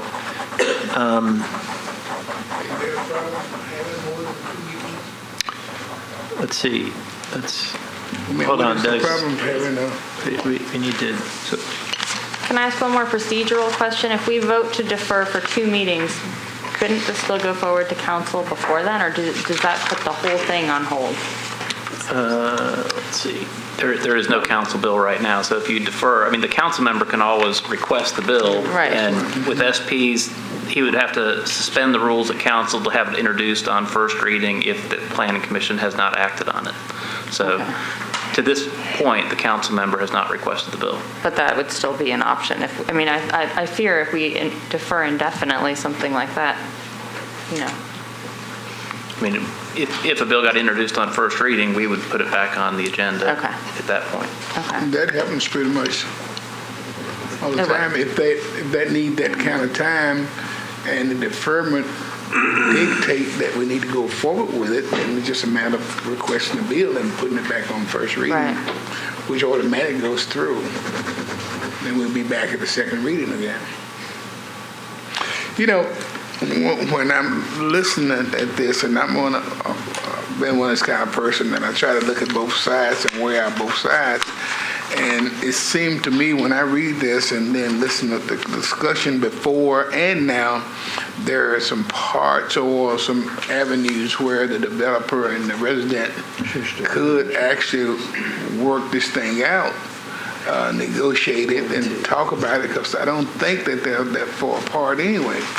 And my thought was to see if there is a workable solution between both parties where each one will get a little something to what they're wanting to get, then we may be able to go forward with it. I think what the residents are looking at is some type of continuity with what's already there. And I just think that that's workable. That's my first inkling to try to get that done. If that can't get done, then we'll have to do something else. That's why I second that motion. I have a question on that, and this may be totally out of line, I don't know, kick me under the table or hit me over the head, but could we, if we, I don't know if you can even do this, go back and accept the plan but defer, accept the policy but defer the plan, the actual development, so that working out could be done within the context of the policy? You can approve the policy change, but then defer the second item, the actual which would plan mean the itself. neighbors and the developers would be working on it, and not the staff and the policy part. It would approve the policy that would allow for the plan to happen, but then just because the policy is in place doesn't mean you have to vote on the plan itself tonight. There's nothing that requires you to take that up at this time. To that point, don't we run the risk that if the Collies wanted to sell this to another developer who was not in the neighborhood, who wanted to accept the existing policy and throw 20 units up in a really heinous manner, they could do that? Oh, then you'd want to vote together. And so I think we need to remember that this is a long-standing resident owner who's trying to do something correct versus just what would be the easy thing for them to do and just sell it. Right. Well, I have some compelling colleagues. Is it possible to talk about this if we have a motion on the table? But if it were defeated or we withdrew it, could we revisit the question and vote? Basically, I'm saying, can I change my vote or not? We could. The person who made the motion to defer can withdraw that motion, and we can reconsider our action on the original motion. Let me ask, if that's withdrawn, then you can go back and consider 2A, the motion to pass 2A, but to defer 2B. Is that what you're trying to accomplish? Well, I think that one of the commissioners, Commissioner LaQuire, is asking if we could reconsider the original vote on 2A.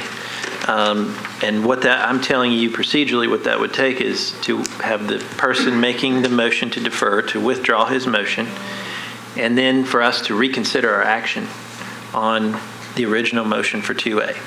And then we would be in the status of discussing 2A and then getting a new motion. I withdraw the motion to defer, and I'm not sure who made the second on that. Councilman Hunt did. Did you withdraw the second on it? Yes. All right, so we both agreed to withdraw the motion. make sure we're in proper procedure here. Now, the next thing would be that someone who voted in the majority, in the prevailing side, to then make the motion to reconsider, and then that has to be approved by the commission as well. And then we have to do another motion to either approve or disapprove 2A. Correct. So. Then I make a motion to reconsider. Second. Item 2A. There's been a motion to reconsider 2A and a second from the prevailing. There's two prevailing sides. Well, this is a good question. Or is it the opposite? Oh, I'm sorry. Because We got the wrong prevailing side. So we need these two ladies over here. We didn't prevail. All right, talk in your microphone. well, first of all, To reconsider. I'm sorry, Commissioner. I made a motion to reconsider. Commissioner, if you will turn on your mic. Turn your mic on. I'll make the motion to reconsider 2A. I will second that. And those are two motions from the prevailing side. And any discussion on reconsidering our action? All in favor of reconsidering, say aye. Aye. Any opposed? All right. Ayes have it. Now, we are ready for a new motion either to approve or disapprove item 2A. From anyone. I move approval of staff's recommendation of 2A. Second. Okay, there's been a motion and a second. Any discussion on the motion to approve item 2A? I just will note, is I really, really do strongly feel like I want to honor what the neighborhood wants. But I do appreciate that there are supporters in the neighborhood for this project as well. And I think that the point that you made, Commissioner Haynes, that they could sell this property tomorrow, not come back to us, and we could see an entire street of these heinous duplexes that have been taking over our neighborhood and never have a say in it. And that, I'd rather see a development like that I'd rather see this development than something like that happen. So your point is very well taken. Okay. Any other discussion on the motion to approve 2A? All in favor of 2A, say aye. Aye. Opposed, no. There's only one no vote. Ayes have it. Now we're on 2B. You have 6. We do. So let's raise our hands to make sure that all in favor of change. So There's 6. There's 6 votes and 1 no. Now we are, so it passes. Now we're on item 2B. And we need a motion on item 2B. Well, we're on discussion. So We go ahead and have a motion and then. let's get a motion and a second to properly get it before us. So is there a motion on item 2B? I move approval of 2B. Move approval, second. Now discussion on item 2B, the actual plan. The SP. Any discussion on 2B? I need a motion, either to approve or disapprove. We got a motion. Oh, yeah, we already had it. So any more discussion? All in favor? All in favor, say aye. Aye. Aye. Opposed? Okay, but let's raise our hands just to make sure. Okay, there's 6 ayes, 1 no. All right. That's for the staff recommendation. For the staff recommendation. So 2B, the staff recommendation to approve with conditions and disapprove without all conditions has passed. All right, we're going to take, Chairman, how about we, if it's okay with all the commissioners, let's take a brief 10-minute break and we'll reconvene. We got a million. We got 8. She can come back, but let's see, let me see which one she would. Go ahead and get going. We're on item number 8, so if the staff could get ready, present item number 8.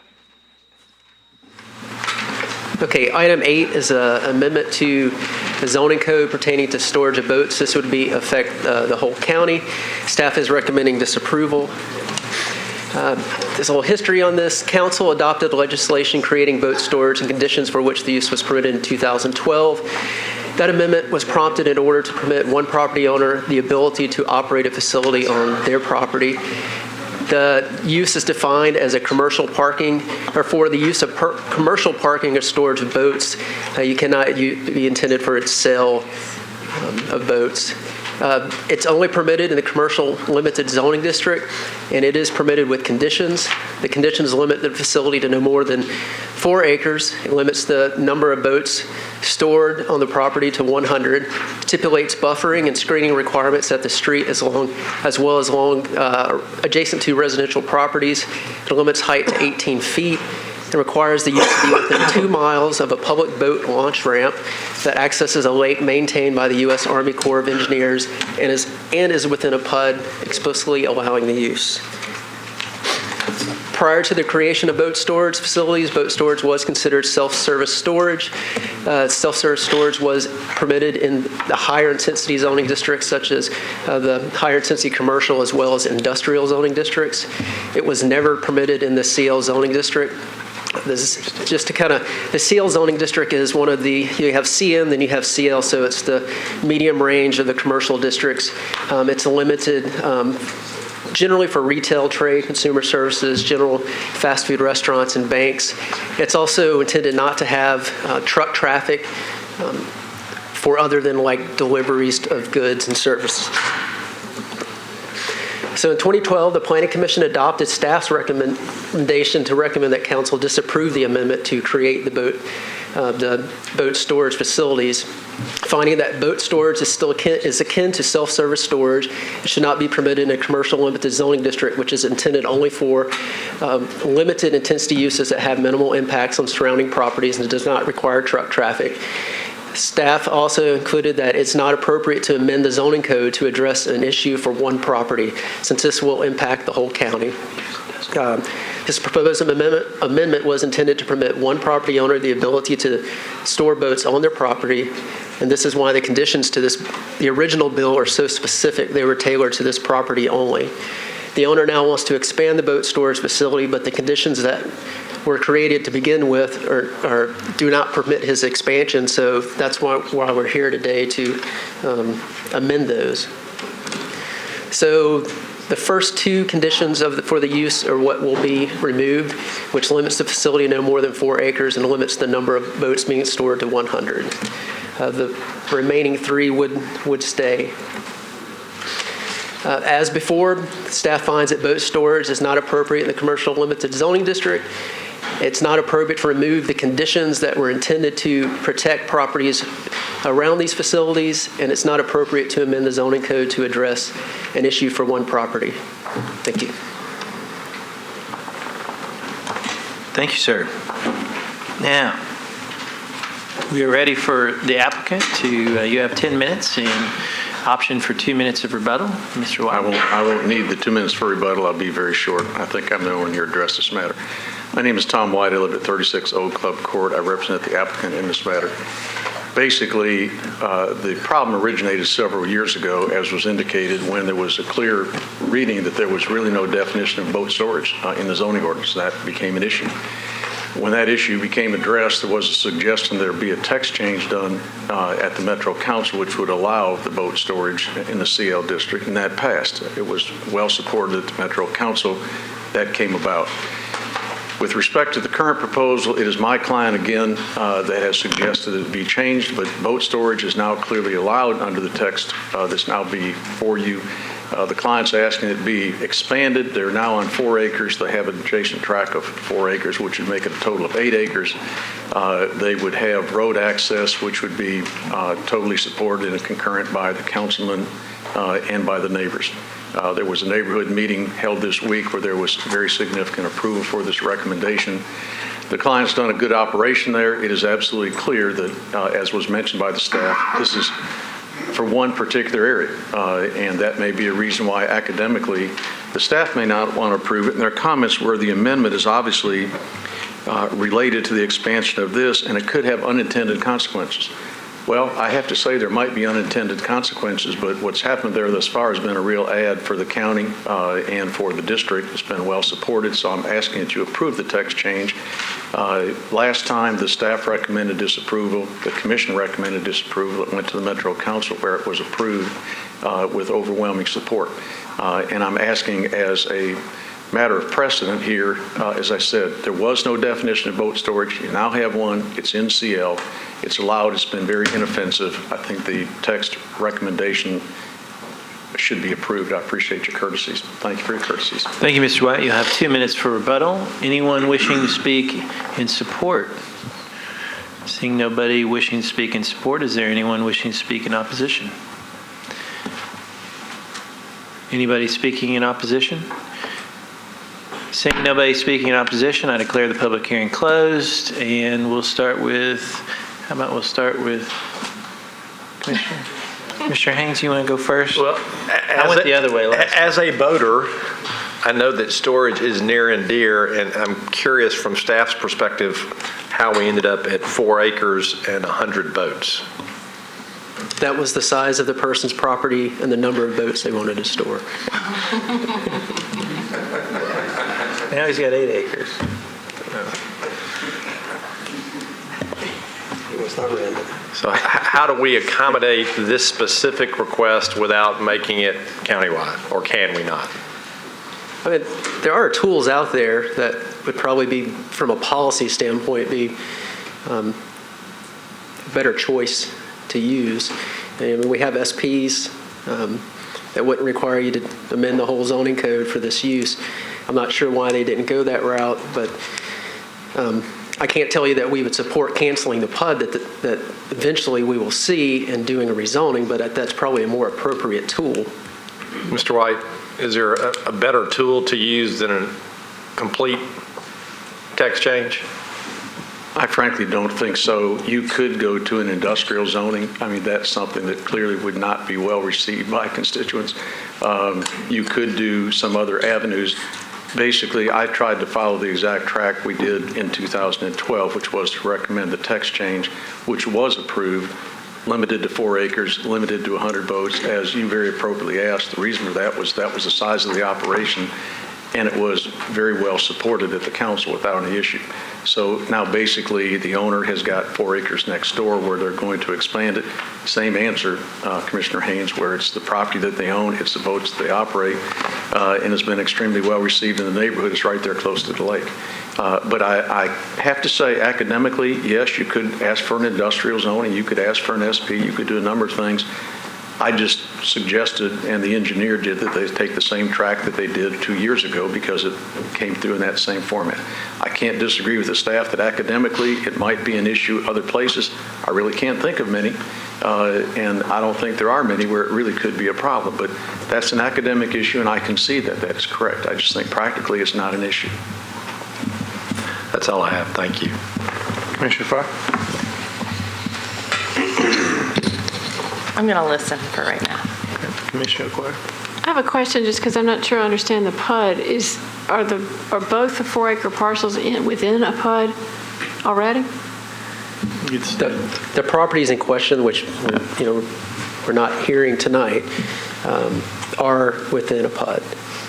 Okay. So the property that the facility is on today is in a PUD, and where they're wanting to expand is also within that same PUD.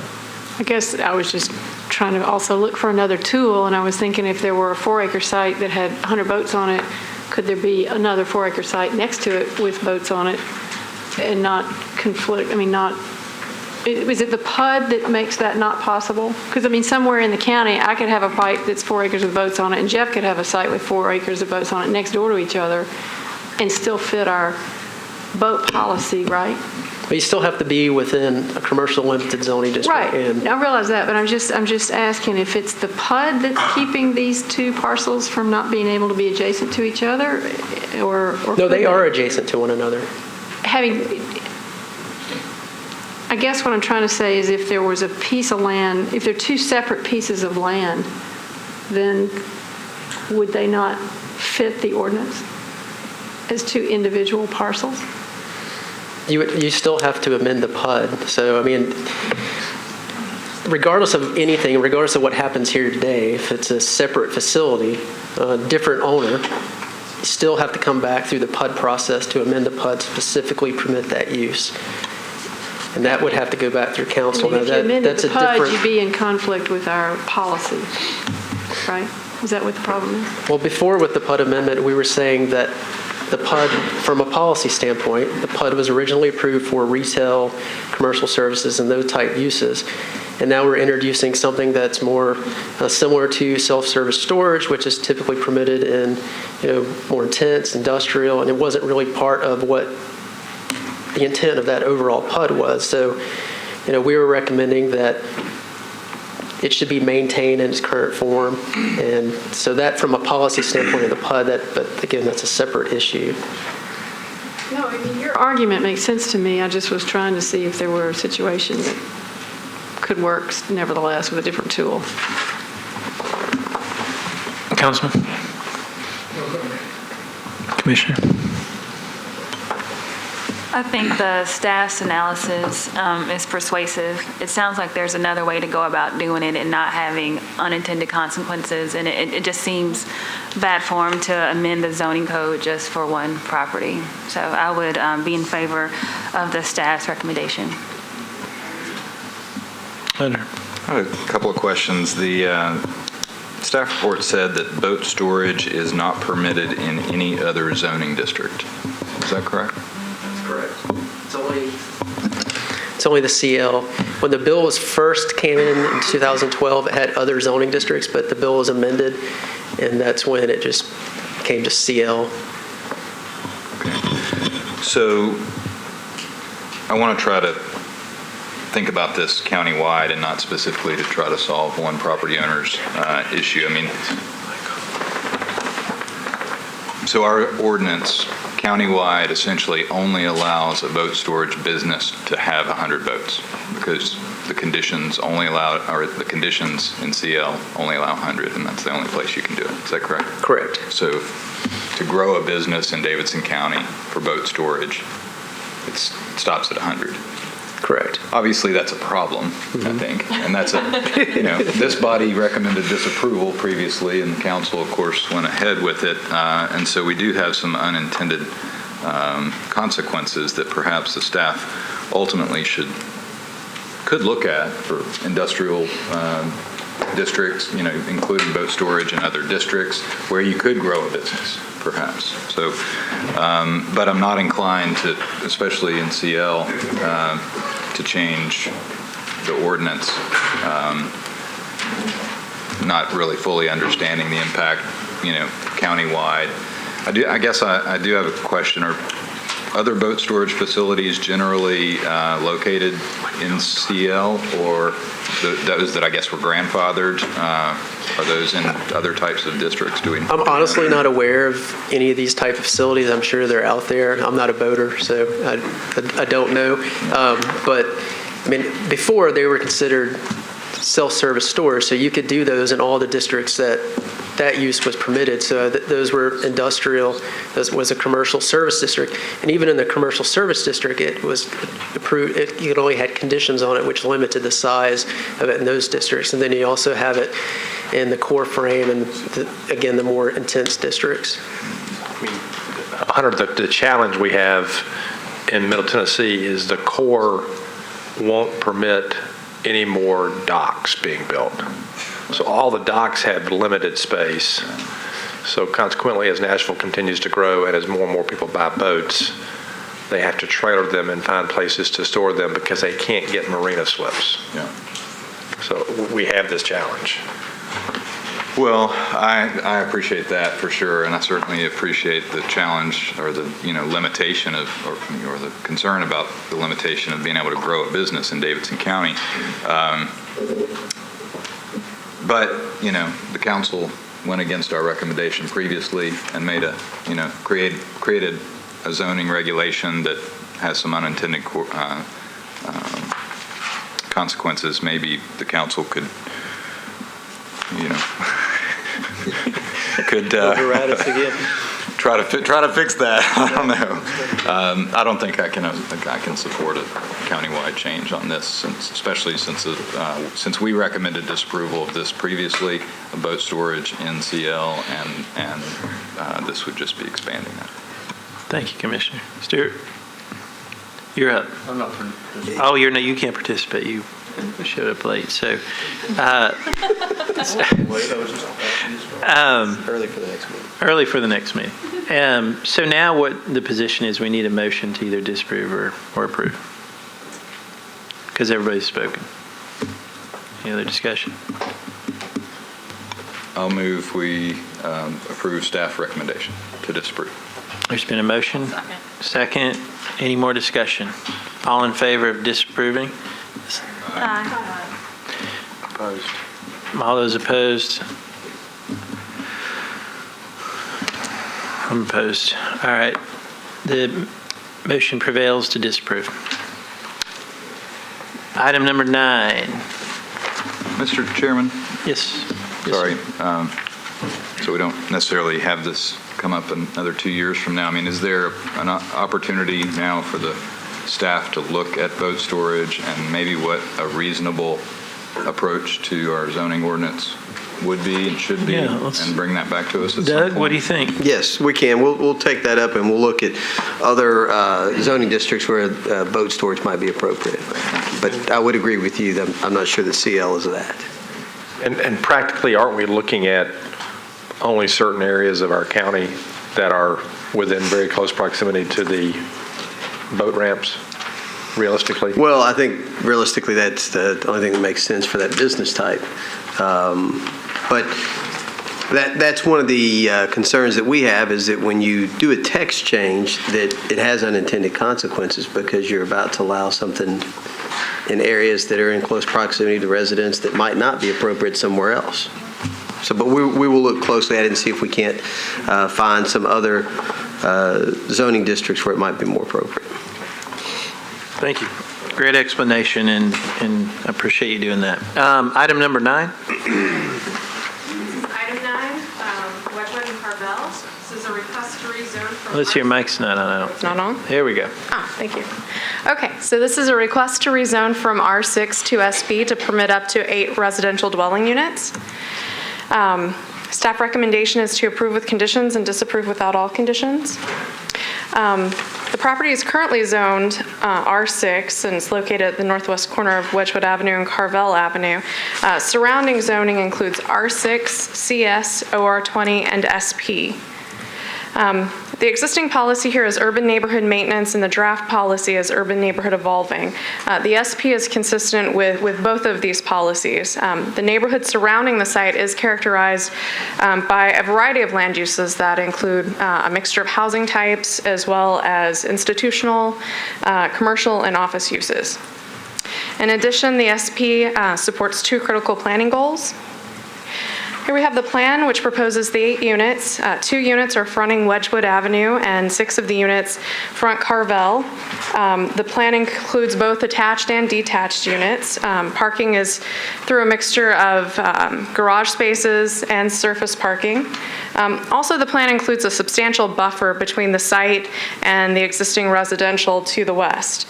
In addition, the plan proposes to install sidewalks on Carvel as well as widen that right-of-way and to improve the existing sidewalks on Wedgwood Avenue so that it meets the major and collector street plan. Here we have a street view of the site. This is looking at the site from Wedgwood. You can see Carvel, which is currently a fairly narrow street.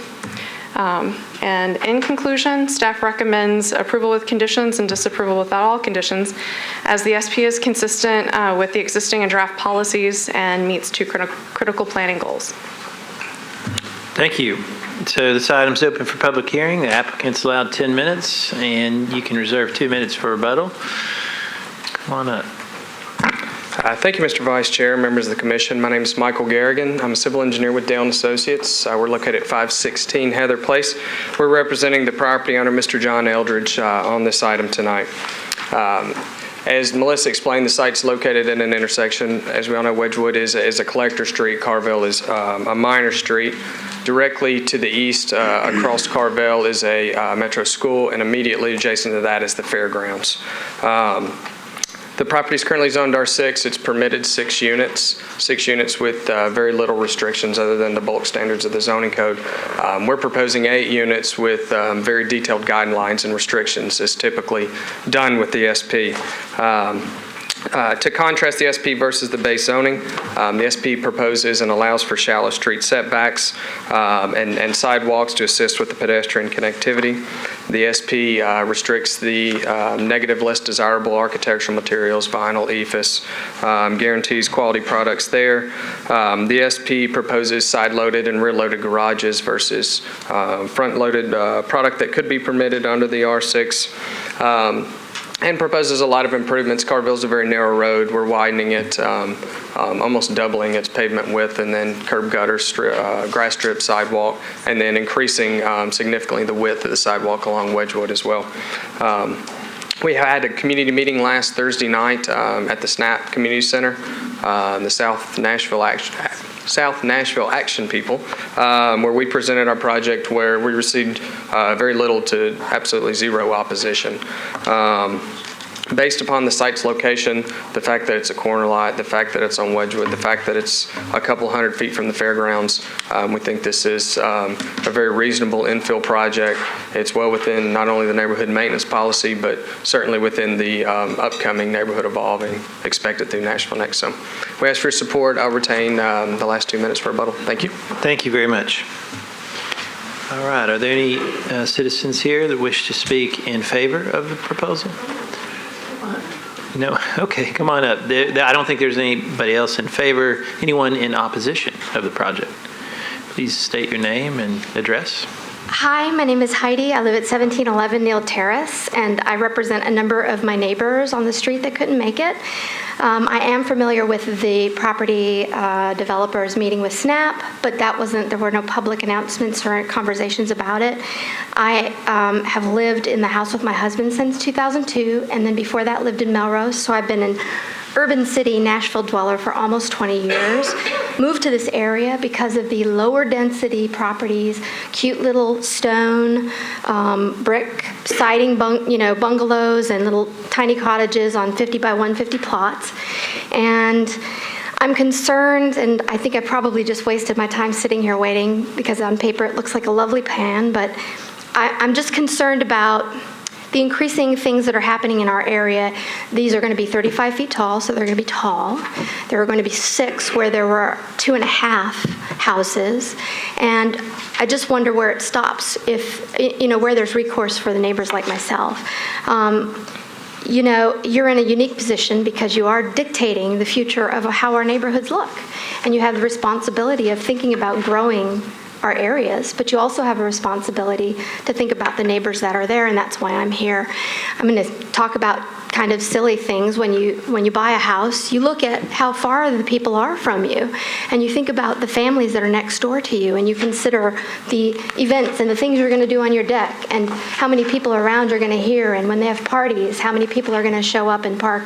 I mean, you take into consideration those things, and what I see happening in Nashville and in our neighborhood, and it's prime for the picking in our area because it's an older area, is that people are going to be taken advantage of, and we're going to have all these nasty, tall, skinny houses that are already popping up everywhere.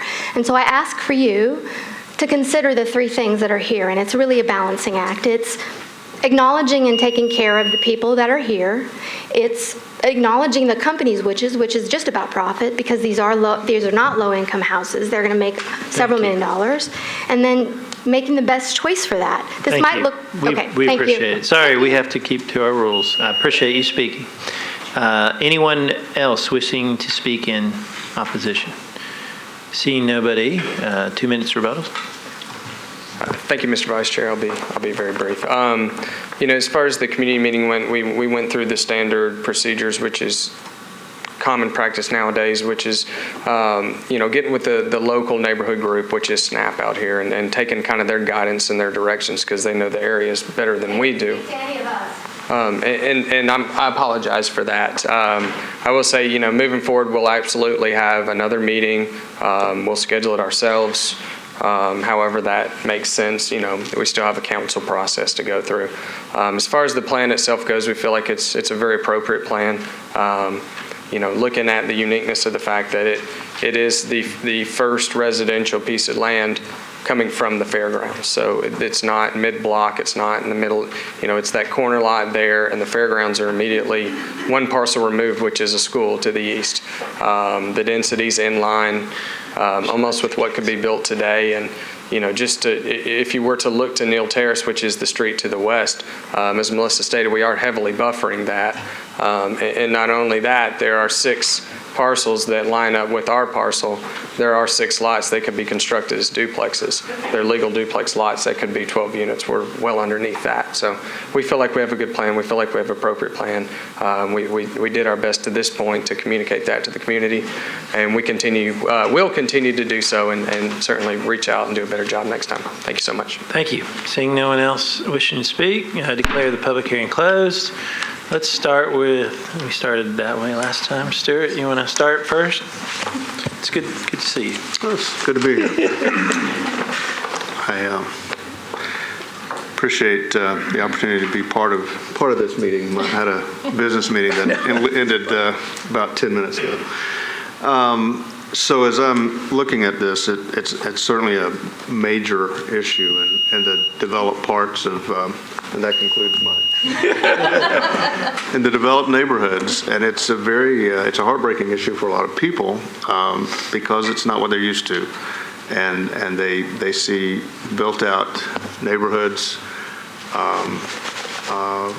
They see the specter of having to move even if it's not their neighborhood because the property value is going up and taxes going up and all of that. So it's always an issue when you're proposing more density. But I think this particular one, I believe the testimony was that as a matter of right, how many units?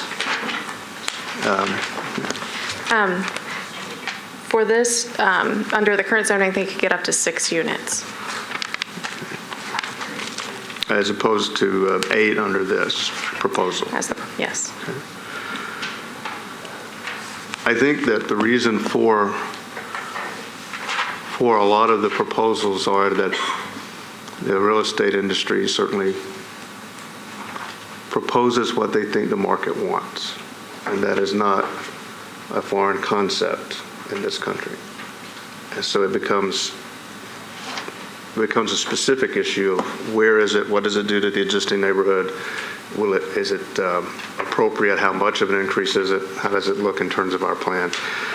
And I'm not sure I would like this if I were living where the opponent of this lives, but I think based on our standards that we've approved and the plan, I think I have to be supportive of this. Thank you.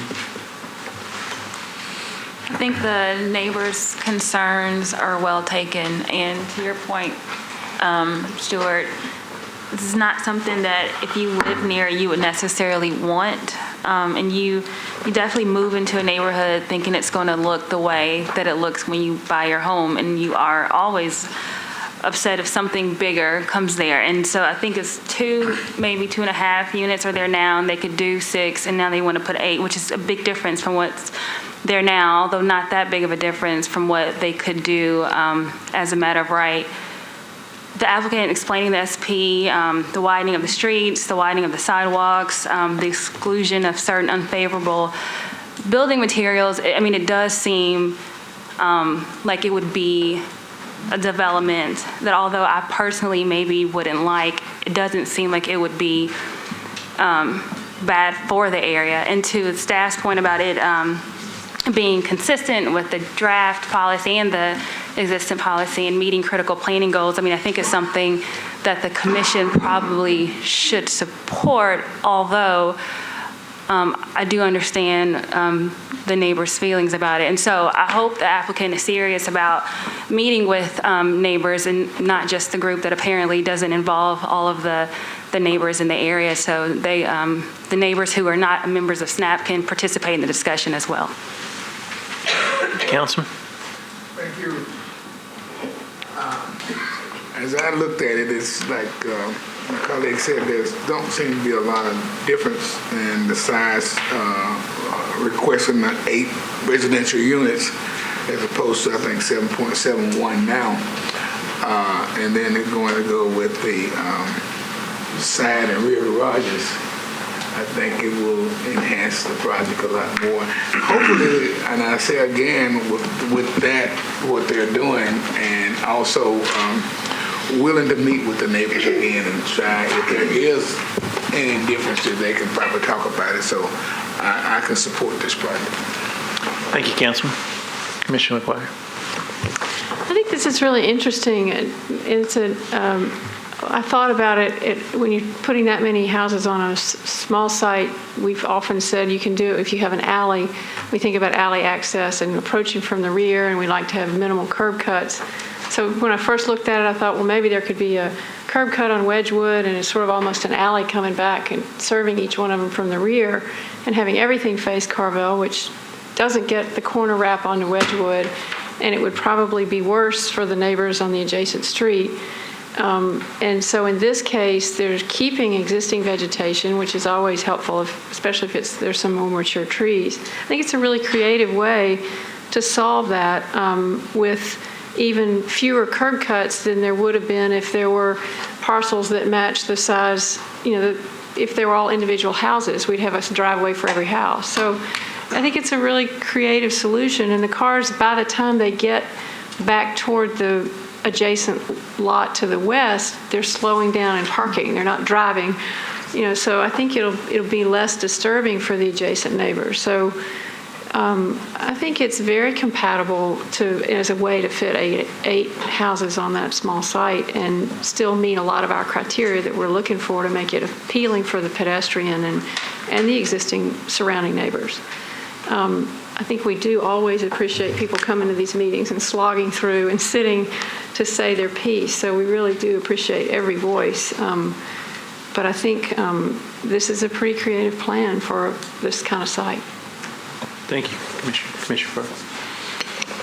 I agree with what Commissioner McGuire just said about a creative use of the site, and I think anytime you're going from a vacant lot to even 2 or 3 houses, it would feel like a pretty significant change. So it is a case where change is going to happen and it's going to feel significant. I think I just have a more general question, which is I feel like every time we have a project that comes up with some community dissent, there's a statement that the neighborhood was not aware. And I know we have a process for going about notifying neighbors, and but I just wonder if there's other things that we can think about going forward to support more community engagement in the process, because it seems like that's pretty much the comment that comes up every time. It's a great question. Doug, why don't you address that on what our standards are for public notice? Or I'll take that. There you go. Okay, so there are several ways that the public is notified of development applications. The first is a sign is placed on the property, and that goes up in advance, I believe about a week and a half in advance of the meeting. Also, property owners within 600 feet of the site are notified via mail.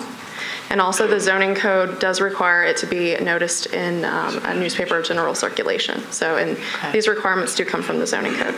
But it's not clear at that point who the developer is. If you have comments, you can go talk. The neighborhood wanted to figure that out.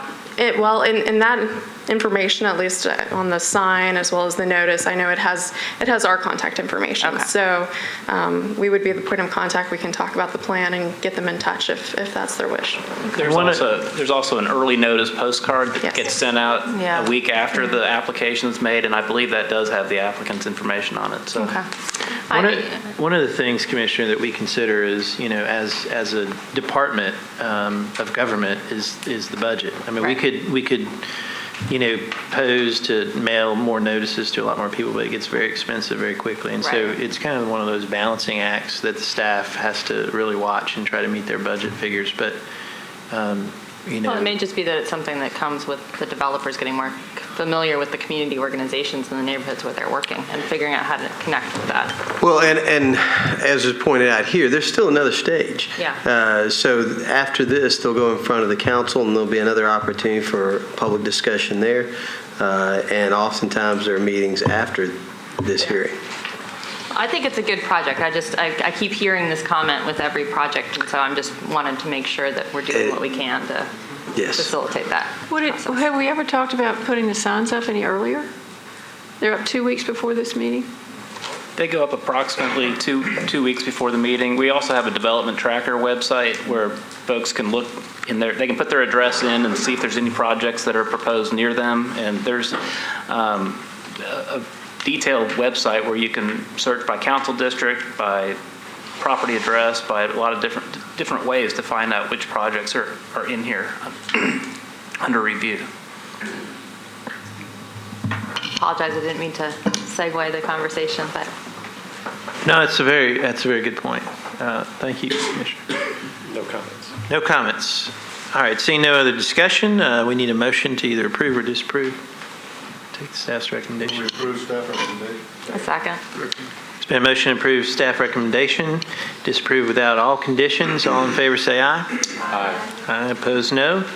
No no's, passes. And the next is item number 13. All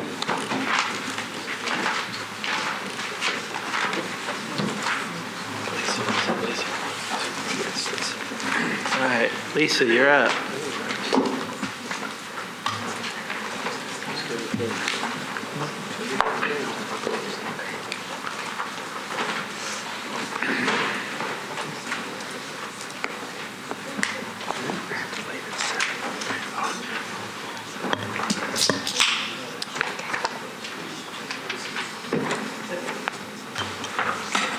Before we get started with item number 13, I just want to make sure there's still someone here in the audience that wants to speak on item 13. Okay. We just want to make sure.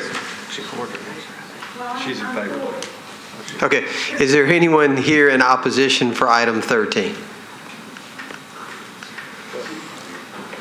All right. Seeing none, would the commission like to make a move to? We move to put it. I'd like to move to put it back on the consent agenda. Yes. Second. All in favor, say aye. Aye. Opposed, no. Ayes have it. It is back on the consent agenda that passed. So we don't need to vote for it? No. Okay. So we're on item 15. This is Lisa as well. Okay.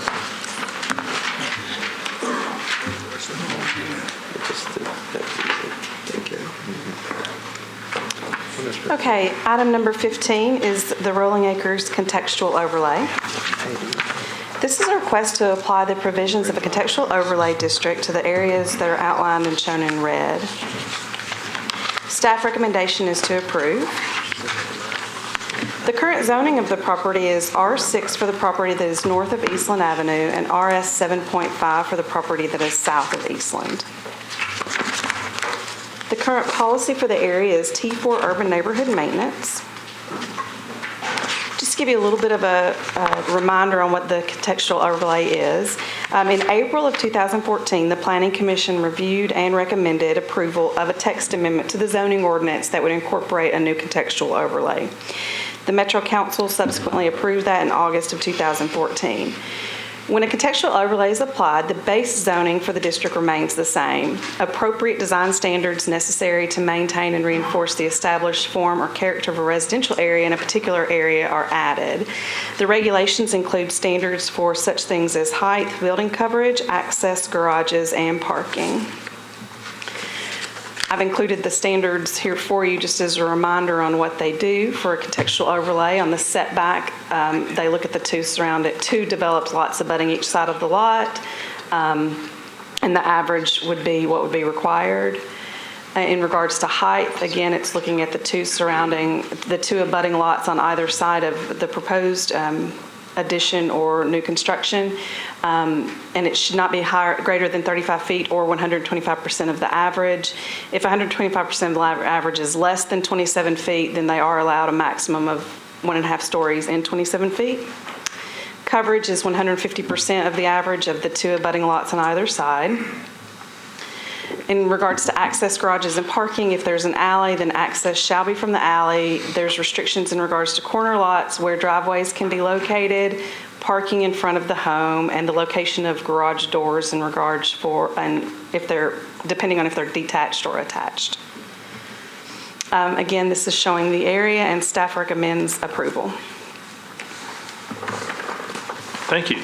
So we're on item number 15, and the applicant is the applicant, Council.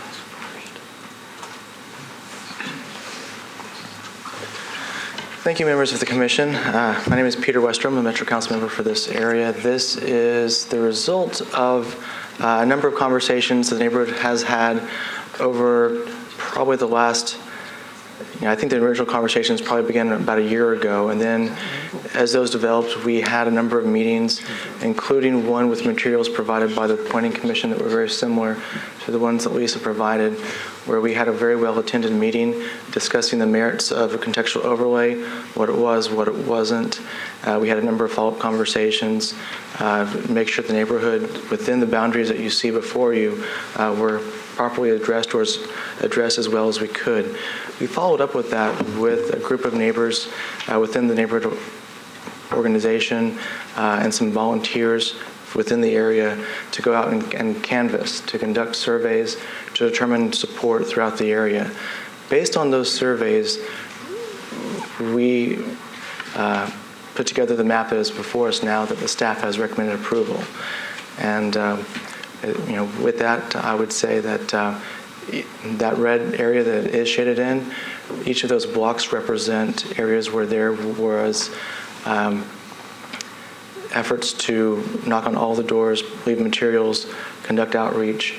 We were able to get very high percentages that I felt comfortable with of support within each of those blocks. And I would ask for your favorable consideration of this. I'll remain in the audience if there's any questions. Thank you, Councilman. We'll let you do the rebuttal, obviously. You're as the applicant. So thank you, sir. Appreciate it. All right, so now we're, the folks that are wishing to speak in support of the bill, if you'll come and line up, and everybody will have 2 minutes. Please state your name and your address, and you'll have 2 minutes to speak. Hi.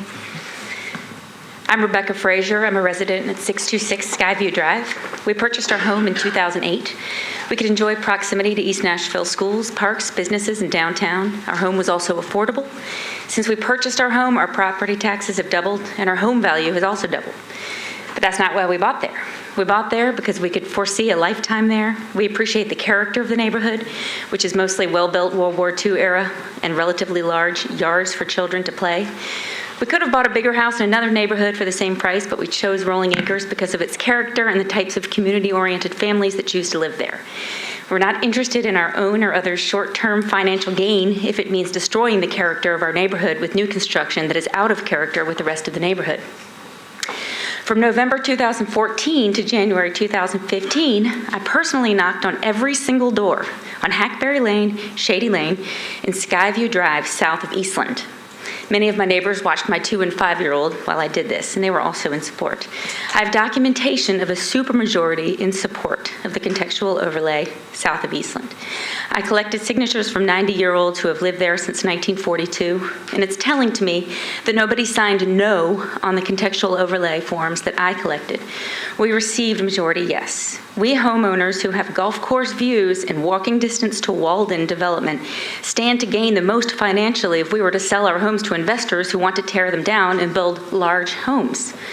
Yet the majority of us will choose preserving our neighborhood's character over that financial gain because we value our neighborhood. I'd like to give a voice to those many seniors and longstanding residents who do not have internet and email and therefore are not tied into what's going on. There are also a large amount of young parents with small children who are passionate about maintaining the character of our neighborhood. The contextual overlay provides plenty of room for expansion and new development of 2-story homes while retaining the character of our neighborhood. Thank you. Thank you.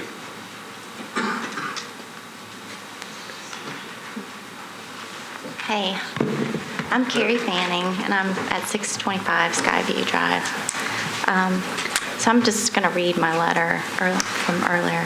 Dear council members, I've been a resident of Rolling Acres neighborhood for the past 12 years, and I'm writing to you to express my support of the staff recommendation to approve the application of a contextual overlay district to the Rolling Acres neighborhood and part of Eastwood.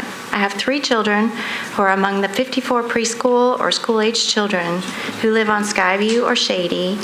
My neighbors and I purchased our homes in this area because we appreciate the character of the neighborhood, which features mostly 1 or 1.5-story homes and cottages on lots large enough to host years of backyard birthday parties. We deeply value the tight-knit sense of community that our loop has provided our families. The dramatic development that we see every day on streets like North 20th and McEwen directly impact our experience of the neighborhood. My children can no longer ride their bikes to school due to the heavy construction traffic there. My neighbors and I like the family-friendly features Rolling Acres homes offer.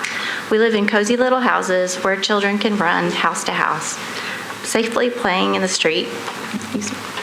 And we wish to preserve that feeling of small town life that we have all enjoyed.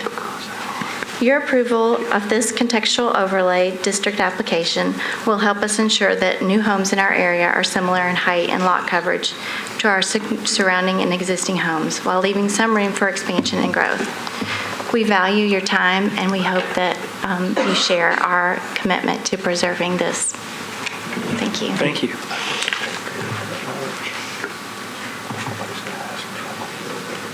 Hello, my name is Brandy Pruitt. I live at 1516 Rosebank Avenue. And I'm aware that a lot of people are moving to Nashville and that available housing needs to be added, but I feel it is extremely important to consider the context of the neighborhood when doing so. I've seen some new construction that accomplishes this, specifically on Porter Road across from Stratford High School is a great example of new construction that's within the character of the neighborhood. It's similar in height to the houses around it, similar in aesthetics, and I like them very much. But the majority of what's being built does not consider the context of the neighborhood, and I think we all refer to them as tall skinnies. A house that towers over its neighbors casts shadows, potentially causing changes in heating, cooling costs for their neighbors, ability to have a successful garden, diminishes quality of life, and even the potential for a solar installation. I don't think anybody likes the tall skinnies, except the developers. And it seems as though, you guys aren't even very fond of them. I've heard some disparaging comments about them through this session. So I really hope, as a group, we can stop this epidemic before it continues any further. Thank you. My name is John Medill. I am a resident at 609 Shady Lane and neighbors to all of these folks. I moved over there and bought a home in 1990 when it was far from cool to move to East Nashville. My boss at the time, Ambassador Joe M. Rogers, thought I'd lost my mind. But what we have, when I did buy over there, all of my neighbors, their average, the youngest of them were in their 70s. And I moved there versus Green Hills, which I could have bought an identical style home in Green Hills, but it would have been 4 times the cost. So I gambled and moved over there. There were 0 children in our neighborhood at that time, and as you heard Mrs. Fanning say, there are now 54 children under the age of 13 on our Shady Lane Skyview streets. They have grown up together, our wives, my wife, Carrie, her first son, and my first daughter strolled the neighborhood. There are now 3 two-story homes in the entire neighborhood. 2 of them have been there for maybe 15 years. A more recent one was built on the edge of Skyview and Eastland Avenue, which just consumes the entire lot. It was built in front of the home that faced Skyview Drive, and this new home now faces Eastland. It's a monstrosity. And that's what we don't want to happen. Our children do play up and down these streets every afternoon, all hours of the day. Our homes are not blighted. They've all undergone renovation. Many have had second stories added. We don't need any bigger homes. We don't want any bigger homes, and I urge you to approve this contextual overlay. Thank you. Good afternoon again, Commissioners. My name is Brett Withers. I live at 1113 Granada Avenue. The first thing that I would like to say is that while the Eastwood neighborhood was pursuing an expansion of our conservation overlay, naturally we ran into a fair amount of opposition from certain sectors of the builder and realtor community, but that there were others in the builder and realtor community who actually praised that, but tended to be a little bit more quiet sometimes. But there is certainly a body in the builder community that values the East Nashville character and is more than willing to continue that and work within design guidelines that the neighborhoods approve. In this particular case with Eastwood, I received numerous requests from the Rolling Acres neighborhood to be added to our conservation overlay. And the reason that that wasn't pursued at that time is because most of their houses are built after 1940, which is after the period of historic significance for our overlay. And so I let them know that our overlay would not actually protect their houses. It might apply design guidelines, but it would not protect the houses from demolition. And so after we passed our expansion, we set about looking for something that we could do for the Rolling Acres area. The Rolling Acres area attended meetings to learn information about the drafting of the ordinance and wrote heavily to the council in support of passing the ordinance with a specific intent of using that tool to benefit their community. And as Ms. Frazier has indicated, many neighbors went door to door after those meetings and talked to their neighbors. We did a property owner survey process, and out of the surveys that we received, we had a 2% no rate and 2% no opinion rate. On certain streets, even in the RS area south of Eastland, we can document a supermajority of property owner support, and other areas in the neighborhood have very strong support as well. And so I encourage you to approve this today to respect the wishes of the community. The political decision about boundaries can be adjusted by Councilmember Westerholm on third reading, and I would encourage you to leave that political process to him and approve the wishes of the majority of the neighborhood today. Thank you. Thank you. Hello, my name is Jerry Vandiver. I live at 1702 Sharp Avenue in East Nashville. I stand with the overwhelming majority of my neighbors to approve this overlay. We understand this is not an anti-development policy, quite the opposite. You will hear opposition to this overlay. I ask you to please consider the source of that opposition, which is driven, in my opinion, only by excessive monetary gain and not concern for the integrity of our neighborhood. Thank you to the planning staff in advance for approval of their recommendation to approve this, and I thank you in advance for your approval of the recommendation to approve this overlay. Thank you. Thank you. My name's John Lozier. I live at 807 McCarran Street. Hello again. When you considered the Tillman and Porter Road project earlier, you changed your decision after you heard people talk about the prospect of people putting up the tall skinnies in that space. We don't want those in our neighborhood. I surveyed in our neighborhood, and on behalf of my neighbors, all of whom responded very positively to the proposal that this conservation overlay be applied to our neighborhood, I ask that you not allow more of what I've already seen across the alley from my house, which is what we call the towers on powers. It's a grotesque intrusion into our neighborhood, and I urge you to approve this staff recommendation. Thank you. Thank you. Anyone else wishing to speak in support? Seeing no one else. Anyone wishing to speak in opposition, if you'll come to the podium and state your name and address. Good evening, council members. My name is Pete Prosser. I live at 4931 Danby Drive. I'm certainly not in 100% opposition to contextual overlays. They do have their place. And we do have to have smart growth and build wisely in our communities. It doesn't matter which community it is, if it's East Nashville, Green Hills, etc. We do have to have smart growth that fits in, and we do have to take into consideration the community. I would just have a couple of questions. When it's brought up that a majority wants this overlay, do we have a policy on record that validates signatures, majority in this process? I'm just wanting to know, because the homeowners that may not specifically want it, how are their voices being heard? And I don't know if there's a policy like that that addresses, can we validate that we have a majority that are in favor of an overlay? And then how does that process work, and who validates that? So I'm not opposed to contextual overlay designs. I would just ask that if it's looked at, that it is validated and that it is a majority, to move forward with it in the event, because this does affect property owners' rights individually. I know this is a collective nature, but I would certainly like the council to consider that if it is going to move forward with it, that we look at that, and if not, do we need to defer, and do we need to validate that we have majority in favor of this? And I just ask respectfully the council consider that, the commission consider that. Thank you. Thank you.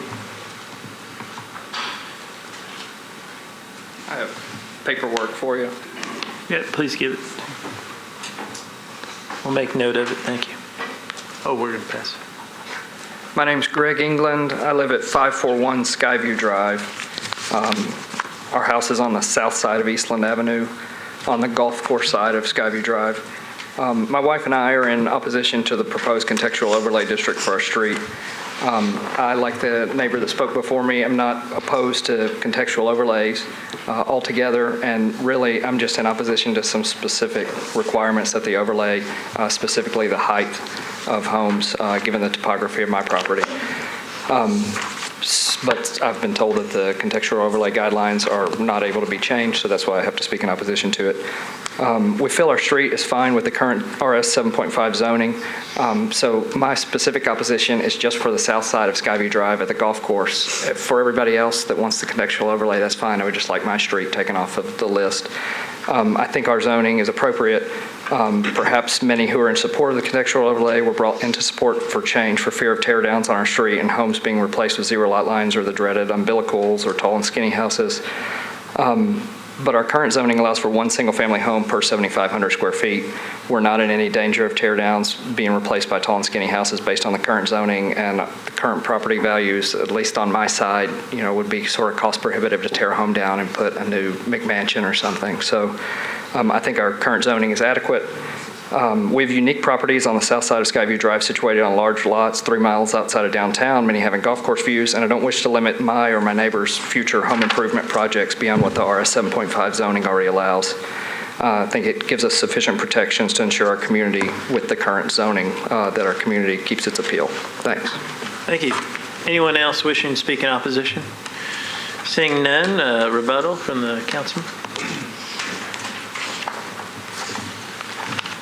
Thank you, members of the Planning Commission. I appreciate the opportunity to just respond, and I would essentially just renew my request for your favorable consideration of this. As far as the process that was referred to earlier, I would liken it to that already exists for the council members utilize for expanding or creating an overlay for conservation overlay. There is no formal process. Each council member, through their due diligence, makes sure that they are doing the work to reach out to the community. In this case, as you saw, a very dedicated group of neighbors knocked on doors and canvassed and made sure that the word was getting out. And in addition to all of those, notices were provided. And so I feel that this is something that has been publicized quite well, and this will go before Metro Council as well for public hearing. So anyone who has not had an opportunity for that will certainly have yet another opportunity. So I just wanted to once again state my support for this and express my appreciation to the neighbors who worked on this and those who came out this evening as well. Thank you. Thank you, Councilman. Seeing no other people to speak, I declare the public hearing closed. Why don't we start with Andre? No comment? Commissioner? I'm definitely in favor. This is a great way to protect the neighborhood and address a lot of the concerns that we've already discussed this evening. Commissioner Hay? No comments. Stewart? Commissioner Clifton? Stewart? I think, welcome back. You've been on several meetings. I know. Hey. I think it's a very good tool. I've been a supporter of this as a tool because I don't think every urban neighborhood necessarily needs to be conservation overlay, nor does everything need to have any overlay. But I have been persuaded by the testimony of those in support of this, and I think it would be good for the neighborhood. I would approve it. Hunter? So I've ridden in the 4th of July bike parade on Skyview with my kids and many of your kids, I'm sure. And this is a special neighborhood, and I'm in support. I do have this is a new tool, and we're going to test how it's used. And I know when we put this in place, there were some concerns raised about any unintended consequences, and I guess we'll see if those come out as these are put in place. Also, see Eastland as, one street that, like Porter, potentially could be, more of a transit corridor, a place where density could be increased and so on. But it doesn't have the sidewalks.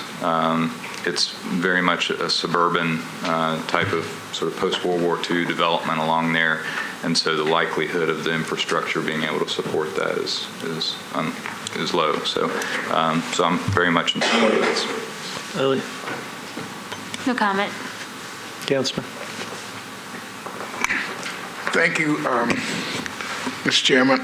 It appears to me that, since we already got the contextual overlay in place, what the staff approved was to look and make sure that what we have in place is being carried out. Is that right? What did you approve when you said staff approval? The text amendment that was done set up the tool by which contextual overlays could be applied in areas of the city. And so it established the standards for height, setback, height, setback coverage, access, all of those that I discussed previous. When that was adopted, there weren't any contextual overlays automatically placed. It just meant that there was a tool that someone could come in and place a contextual overlay. And so that's now what's being done. If this is placed, then the enforcement of that will be carried through with building permit issuance at the codes department. That's who will review it to make sure that the new construction complies with the standards that were put into place with the text amendment. And that's what I was thinking. So it's more like a house cleaning, going back and making sure that Well, I mean, this just means that this would be the first, there was one that was approved on the consent agenda. This would be the first area where those standards are put into place. Right. I think it's a good bill, and it also gives again, I have to say, give the residential and the developers an opportunity to maybe have a dialogue. But I think this is a good bill, and I support that staff recommendation. Stuart? I just wanted to clarify for future reference and people who may be looking at this as a tool.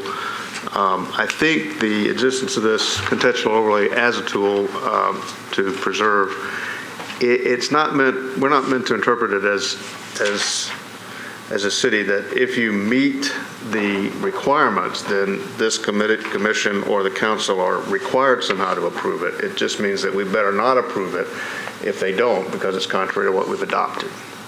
So I'm still for this. I just want to make sure that we don't think in the future that everything must be approved if it falls within the parameters of the contextual overlay tool.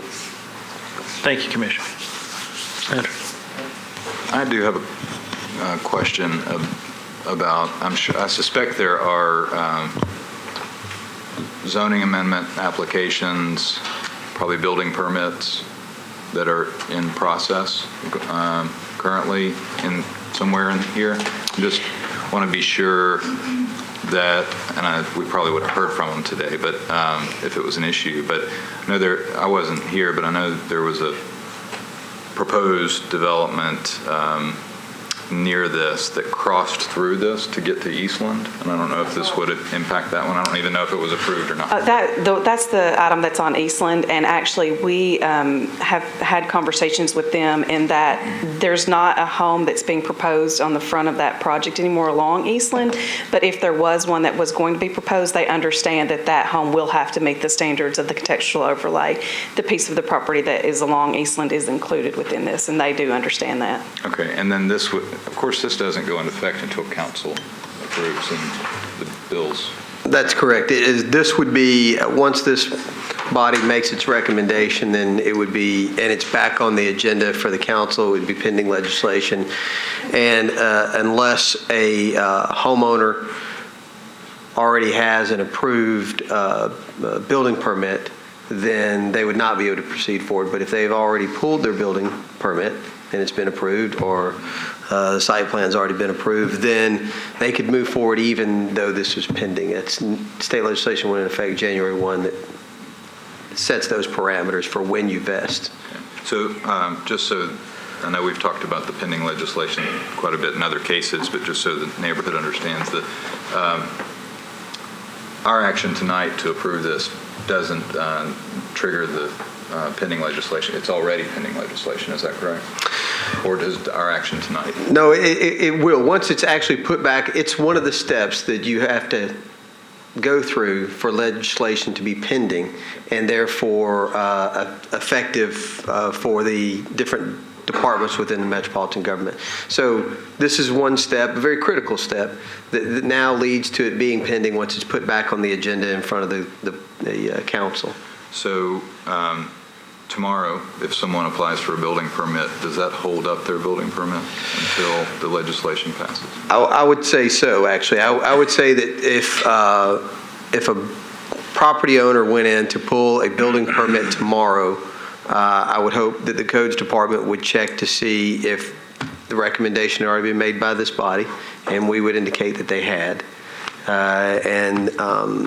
Then they would check to make sure it was going to be on the agenda for the next council meeting.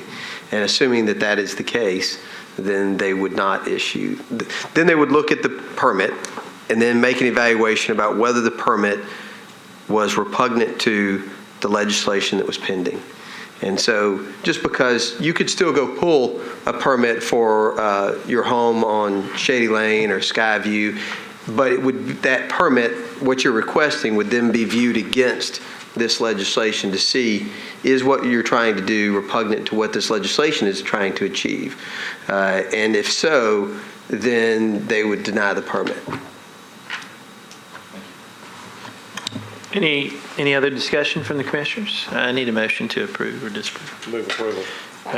Motion to approve and second. Any other discussion? All in favor say aye. Aye. Opposed, no. Ayes have it. Item number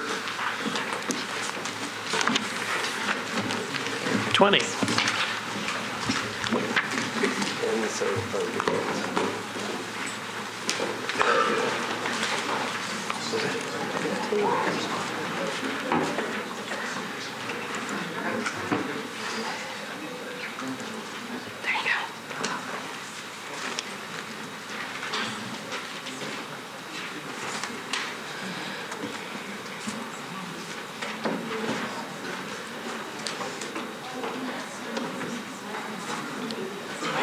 Carrie. Okay. My name is Carrie Logan. This is item number 20, Claremont subdivision. And this is a request to create 2 single-family lots, which was approved by the Planning Commission at the February 13th, 2014 meeting, but was reversed and remanded to the Planning Commission by the Chancery Court. A bit of history on this case. It was approved in February of 2014. It was appealed to the Chancery Court by the adjacent property owner. The Chancery Court reversed the decision and remanded the final plat back to the Planning Commission. And the basis for the reversal was a review of the Planning Commission vote. The motion to approve with conditions was recorded as 5-2. However, the court invalidated 2 of the votes of the commissioners on the prevailing side. And so the application as a result was not approved by the majority of the members present.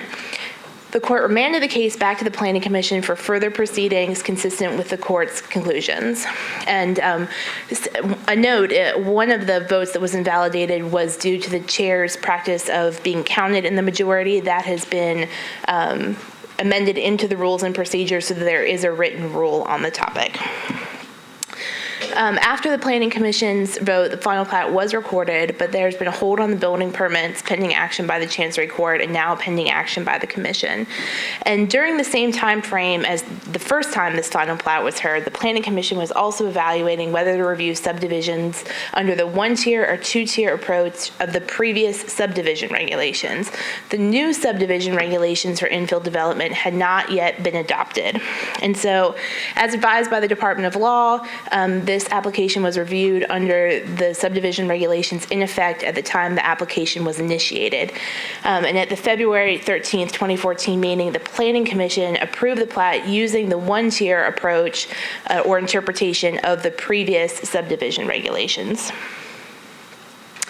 This is an aerial view of the property, and the staff recommendation is to approve. The current zoning is RS10. And the policy at the time of the application was residential low-medium policy that allowed a maximum density of up to 4 dwelling units per acre. The previous subdivision regulations had 2 sections related to infill subdivisions. The first section discussed more generally areas previously subdivided and predominantly developed, that the lots needed to be generally comparable with the surrounding lots. And the second section discussed how you handled proposed subdivisions in different policy areas. In this particular policy area, it was the resulting density of the lots do not exceed the prescribed densities of the land use policies, which in this case was the RLM policy of 4 dwelling units an acre. Under the one-tier approach, staff read subsections 1 and 2 together and defined comparability by using the section 2. So new lots would be comparable in RLM policy if the resulting density did not exceed the prescribed density in the policy of 4 units an acre in this case. And there it's not clear in the regulations how the density calculation could be made, whether it was looking at the land proposed to be subdivided or looking at a larger area. Historically, staff looked at the land proposed to be subdivided. Under the two-tier approach, sections 1 and 2 were considered separately, creating a 2-part test. So you would first determine if the lots were generally comparable by looking at the surrounding lots, though the terms generally comparable and surrounding lots are not defined. And if it's determined that the proposed lots were generally comparable, then they must also be consistent with subsection 2. And like the one-tier approach, the area that would be considered was not defined in the subdivision regulations. When we were going through this analysis with the commission, staff defined the area to compare as the lots on the same block face. The Planning Commission is, of course, the ultimate interpreter of the subdivision regulations, and you have the ability to agree with the Tier 1 approach, the Tier 2 approach, or neither approach. But at the December 12th, 2013 meeting, you evaluated the majority of the applications on the agenda using the one-tier approach, and then you also heard proposed amendments to the infill subdivision regulations that have since been adopted. But at the time, the motion was to defer all amendments until January 9th, 2014, and to direct staff to process all infill subdivision cases submitted prior to December 12, 2013 under the current language in Section 3-5. So again, this application was reviewed using the one-tier approach under the old subdivision regulations, the previous subdivision regulations, consistent with this motion and also with the advice of the Department of Law. This is a copy of the plat. The density for the proposed lots is approximately 3.23 units per acre, which is under the 4 units an acre allowed for in RLM policy. There were additional notes that were added to the plat to add some consistency with the surrounding neighborhood. There was a 60-foot minimum building setback line, the preservation of the magnolia tree, a limitation on height of the buildings to 2 stories and 35 feet, and a requirement that all surface and garage parking be located at the rear of the principal dwelling. And in conclusion, staff's recommendation is to approve based on the one-tier approach of the previous subdivision regulations. Thank you, Carrie. We'll declare this item open for public hearing. The applicant is allowed 10 minutes, and you can reserve 2 minutes for rebuttal. Mr. Chairman? Yes, sir. I apologize. I just want to make sure, so we understand and the public understands. I mean, we are considering this as if it did not occur previously. Are we considering this under any new information? Help us understand what our role in this case is, given the court ruling. What's the court's direction to it? Okay, well, what the court directed simply was that the way that the vote count occurred was inappropriate, and so it was to come back and be reconsidered. But this body also made a determination that they were going to review all subdivision applications under this system, and I forgot exactly what the date is, as long as they were filed with a certain date. Carrie, do you recall what that date was? It was everything prior to December 12th at the filing deadline on December 12th. And this was filed? Of 2013. 2013. And this was filed prior to that, correct?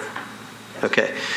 So this subdivision application was filed prior to that, and therefore it should be considered under your old subdivision regulations, which the court also said that it wasn't inappropriate for you to use the former subdivision policies to make that decision. The one tier, right? Correct. The one tier was the one that you applied in this situation. That's correct. And sorry, you just said the court, so our approach to, or how we interpreted the zoning, or the subdivision regs with the one-tier approach was not questioned by the courts or determined. That was not the issue that the courts addressed. The court addressed the voting procedure, not the application of the subdivision regulations. Can I follow? So they didn't address it either way. They found the court found another reason to reverse. Well, based solely on the voting rules. Do you have a copy of the order? I do. The court found no error in the decision to use the one-tier approach. Well, you're right. Amazing. But I guess that gets back to my original question. So are we simply rehearing this under the same rules, but just rehearing it with no new information, no different? Yes. I want to make sure we're doing what we're supposed to do. Well, let me say this, that it's back before this body for consideration. And since it was filed, the application was filed prior to December 12th, 2013, then the court has already determined that that was appropriate to use the previous subdivision regs to make that determination. Then it would be appropriate for you to use the same policies to make a determination about whether this subdivision is appropriate or not. Now, let me also remind those of you that were here in 2014 when we were using those other subdivision regulations, that the majority of the subdivision applications were analyzed using the Tier 1 approach. Not all of them. There was at least one case that I recall that you used the Tier 2 approach. And I say that because we have been very clear all along to tell this body that our department analyzed subdivision applications using the Tier 1 method because it was the majority of the decisions that were made by this body. The majority of the decisions that were made by this body used that analysis. And so what you have before you is a recommendation using a Tier 1 approach for those very reasons. That gets back to my question. The ruling of the court did not invalidate based on the one tier. It did not express that two-tier would not be appropriate. It just did not reverse based on one tier. Is that right? Yes, that's correct. Okay, thank you. Okay. All right. Any other procedural questions before we get started to make sure we're crystal clear since this has been litigated? All right. The applicant has 10 minutes to speak. You have 2 minutes that you can reserve for your rebuttal. One more thing. Chairman, if I could say one more thing. Yes, sir. This should be treated as a new hearing on this matter. It was not sent back as the same hearing. This is sent back. I think we're traveling back in time. Your microphone's on. I'm sorry. I think we're traveling back in time and we're having a new hearing. Okay, we'll treat it as a new hearing. A redo. Okay. Any other procedural questions before we get started? Or questions or objections? Okay. So, one more from Doug. Just because I don't know that I've answered the commissioner's question completely, so I want to clarify just a bit more. It is a completely new hearing using the old policies. This is new testimony. That the testimony that you're going to hear today is the testimony that you should consider in your decision. You're not considering the testimony that happened at the previous hearing. So in all sense, to Ms. Fox's point, it's as though we have these old policies in front of us that we're applying, and the hearing is happening at that time. And so I say all that to say, it's not necessary that you were here for the previous hearing, because that's not what's before you. What's before you is the application with the form of policy with the testimony that you'll hear today. Yes, So, Commissioner. but I guess my question is, if it's the same application and there's no new information, and I know some of us weren't there, and I'm sure I don't remember all the information, or none of us probably did. But if we rule differently than we did before under the same interpretation of the subdivision regulations, would that not put us in a potential legal challenge? I don't believe so. Or is the previous hearing or our ruling just sort of erased off the history books legally? Well, let me say that the previous vote is irrelevant. The previous vote's irrelevant because it was, by the court's statements, it was improper. So I would say to the commission that you should not feel any obligation to follow the actions of this body at that hearing regarding this matter, and that you should look at it anew. Okay. Any other procedural questions before we get started? Make sure that we're crystal clear. All right, so the applicant has 10 minutes. We'll open this for public hearing. The applicant has 10 minutes to speak, and you may reserve 2 minutes of that 10 for rebuttal. My name is Marcy Sweet. I'm here. I'm here on behalf of the applicant, Dan Christian. He asked me to read this letter to you. The subdivision application was filed November 20th, 2013. It's an application to split one lot into two at 1510 Claremont. On December 12th, 2013, the Planning Commission finalized the process of changing its subdivision regulations so that the subdivision applications like this in the future would have to take into account criteria for compatibility with surrounding neighborhoods. As part of December 12th resolution adopting the new criteria, the Planning Commission stated, staff is directed to process all infill subdivision cases submitted before noon on December 12th, 2013, under the current language in Section 3.5 of the subdivision regulations, or more commonly known as the one-tier approach. Since the application was submitted November 20th, 2013, well before the December 12th cutoff, the staff reviewed the application using the regulations that had been in effect at the time the application was submitted. Under the regulations in effect at the time of the submittal on November 20th, the review is limited to analyzing whether the density caused by splitting the lot in two would exceed the allowed density under the policy for that area of town.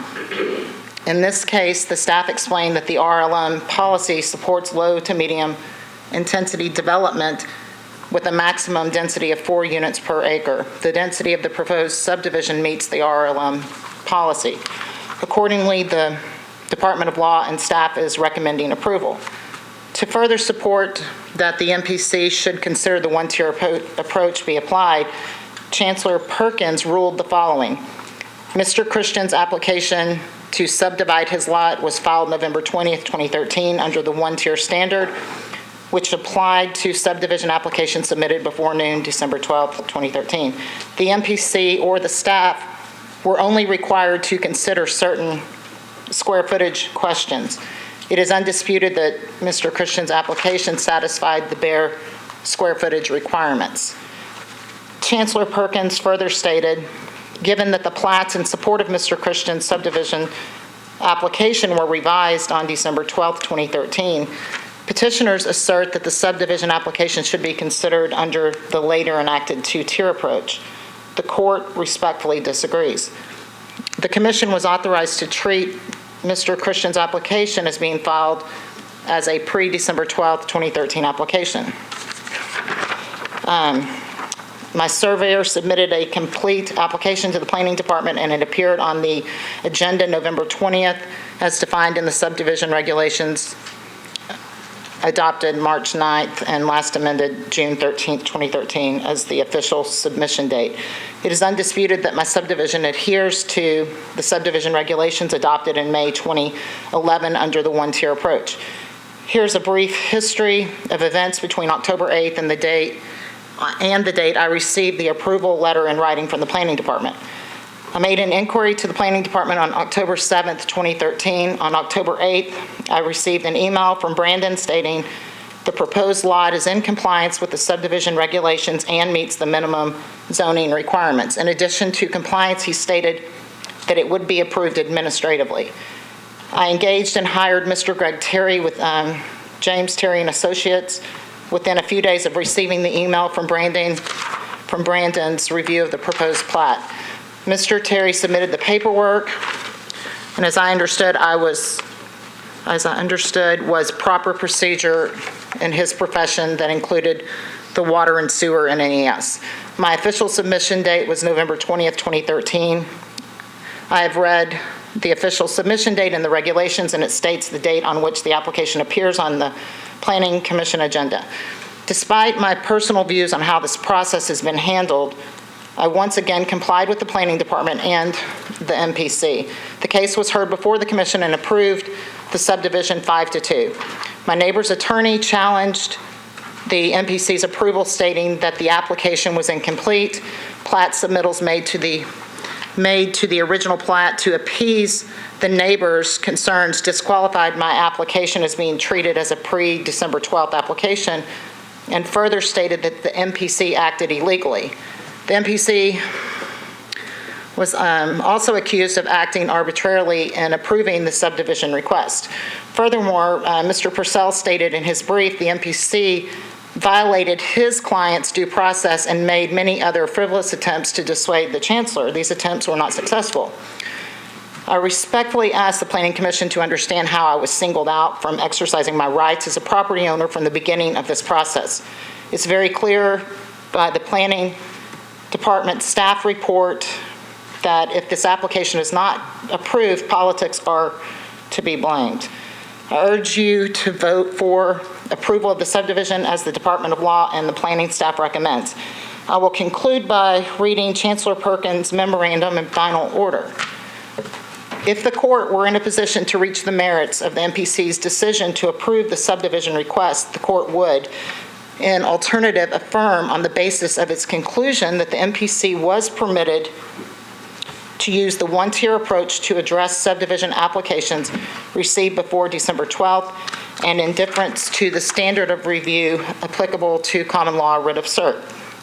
In other words, the court finds no separate prejudicial error in the MPC's decision to use the one-tier approach or in its application of the one-tier approach to the property. There was no due process violations, and petitioners had notice and an opportunity to be heard. Thank you. Thank you. You'll have 2 minutes for rebuttal. And I want to just clarify something that was in the statement. I don't believe, and just to get an affirmation, that the Department of Law ever, said that for us, the Planning Commission or the Department of Law, to approve this. Is that correct? No, the Department of Law does not. If you could turn your microphone on.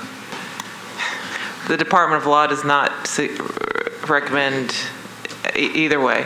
Okay. The question before the court, no matter what you do, is going to be, is there evidence in the record to support your decision? That's what the court's going to ask whenever you make your decision. So the question for you is just to make a reasoned evidence based on a reasoned decision based on the evidence that comes before you. Thank you. I just wanted to make that clarification before we got started. So now we'll, thank you, and then you'll have 2 minutes for rebuttal. So now, any people that would like to speak in support? Seeing none? Well, no, you've already spoken, so. I was just reading his letter. You're acting as the applicant. So now, anyone that wishing to speak in opposition, please come and to the microphone and state your name, your address, and you have 2 minutes to address the commission. My name is Barbara Nicholson. I live at 1508 Claremont Place, next door to the lot in question. As you can see in the picture here, there's, well, you can't see all the frontages, but the frontages to the right of the applicant are all 100 feet. And so I know we're not going by the current regulations, but I just wanted to point out that the current regulations are 70% of the frontages, adjacent to the property. And because it's 100 feet, the math is easy. The current regs would say if it's 70 feet that it would apply, but it's 59 feet and it narrows down to 47 feet. So it's very out of balance with our street. Claremont is a very unique street with only 36 houses, making us a tight-knit neighborhood with Halloween parties and children running to each other's homes to play. My husband and I have lived there almost 25 years and raised our 4 sons there. We want to live there another 25 years because of the character and stability of our street, the trees, the neighbors who care about each other, the qualities that we all look for when we buy a home and raise our children. I strongly believe that if any of you live next door to this proposed subdivision or on our street, you too would be up here reminding the commissioners to listen to the voice of the residents who understand better than anyone why this is so out of balance. Another issue is that we had flooding in 2010, and our house had 2 feet of water in the basement, so I'm, of course, concerned about preserving green space. This street was laid out to have backyards that have plenty of sun for gardens and plants. All we're asking is to preserve this original design that has served us well for the past 80 years. We all know you have a tough job as commissioners, but here's your way out. All of the homeowners who live on this street signed the petition, which I hope you still have in your files for the last year. We live in a democracy, and that's an overwhelming mandate. We all know that you'll respect the original design, frontages, and character of our street. Thank you. Thank you. Next. Good evening. My name is Betty Mason. I live at 1511 Claremont Place, almost directly across from the lot at question, and I've lived there for over 32 years. And I'll be speaking for myself and for Amy Siegenthaler, who had to leave with her children, but has lived at 1502 Claremont Place for 10 years. Our neighborhood is not averse to change. In fact, this is the first time we've felt the need to come before this body despite significant change in our neighborhood over the years. The difference here is a point of consistency. The extreme lack of consistency between this project and every other lot and house on our street. This proposal is completely disruptive to the consistency of the lots and homes on our street. We ask you to exercise the discretion you have and allowed in this case and deny the request. Thank you.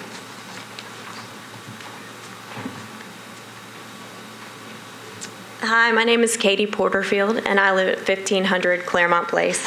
My husband and I moved there with our twin boys just in May, and we're not strangers to the neighborhood. We lived in our house about a mile away, the previous home about a mile away, and when we lived there for about 7 years. And when we started to look for a home, when we realized we wanted to move, we were looking for somewhere that wasn't overrun with duplexes, subdivided lots, these tall and skinny houses that we've talked about here today.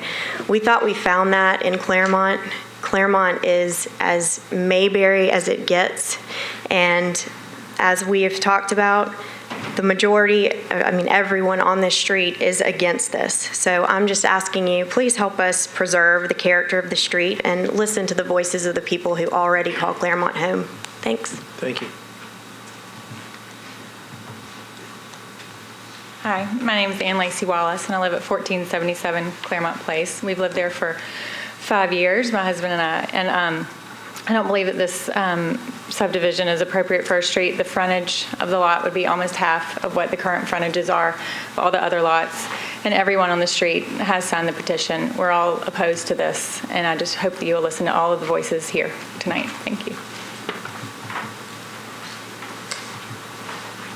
Hi, my name's John Wallace. I'm at 1477 Claremont as well. I just thank you all for hearing us.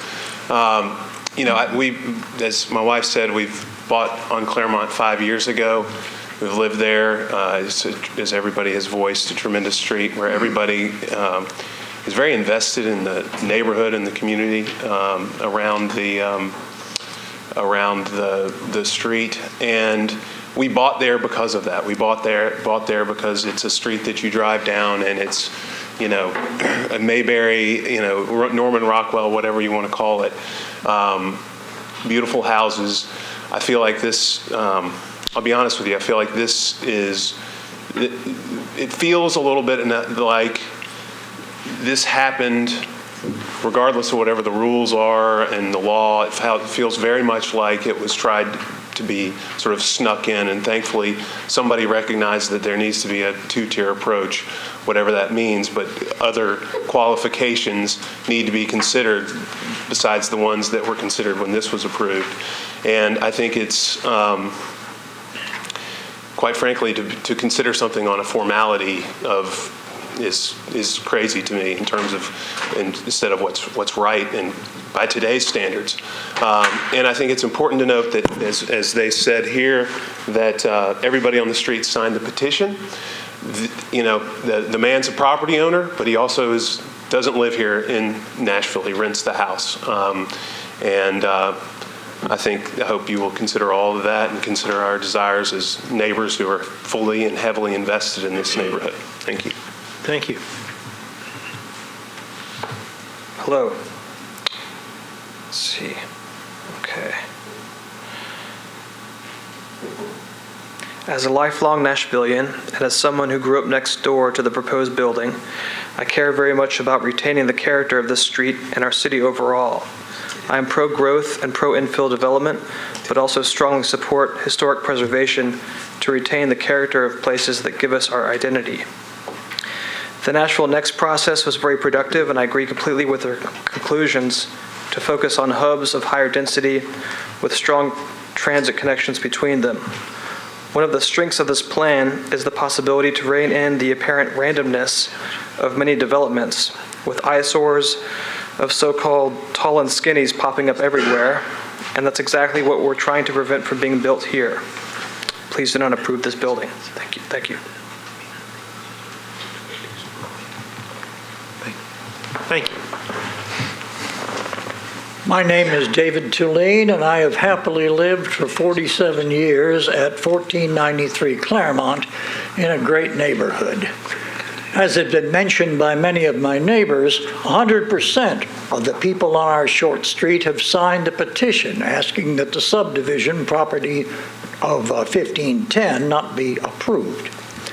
Now, as you well know, getting 100% agreement for anything is not easy. Shucks, we couldn't get 100% when we wanted to put up speed bumps when the city was still putting them up. So why 100% on this petition? I believe that my neighbors and I have recognized that the very width of that narrow strip of land at 1510 is insufficient for the construction of a house that would be truly comparable to the other homes on our street. I fear that the slim width would require that any structure built there might well resemble those that we see, for example, on the eastern section of Lone Oak. Those chock-a-block tall skinnies that we've heard so much about today. And many of our, euphemistically called cottages. The multicolored boxes that make me want to sing with Malvina Reynolds. And they're all made out of ticky-tacky and they all look just the same. Now, this is a do-over, and you have a chance to do some good. So I ask you to listen to the people, consider the petition, and turn down the proposed subdivision. Thank you. Ladies and gentlemen of the commission, my name is John Arn. I live at 1479, which is down the street to the end of, before it opens back out into Woodmont. My wife and I have lived in this house for 25 years. And I was about to say, despite my youthful appearance, I was probably the oldest one here, and then I forgot my neighbor. And this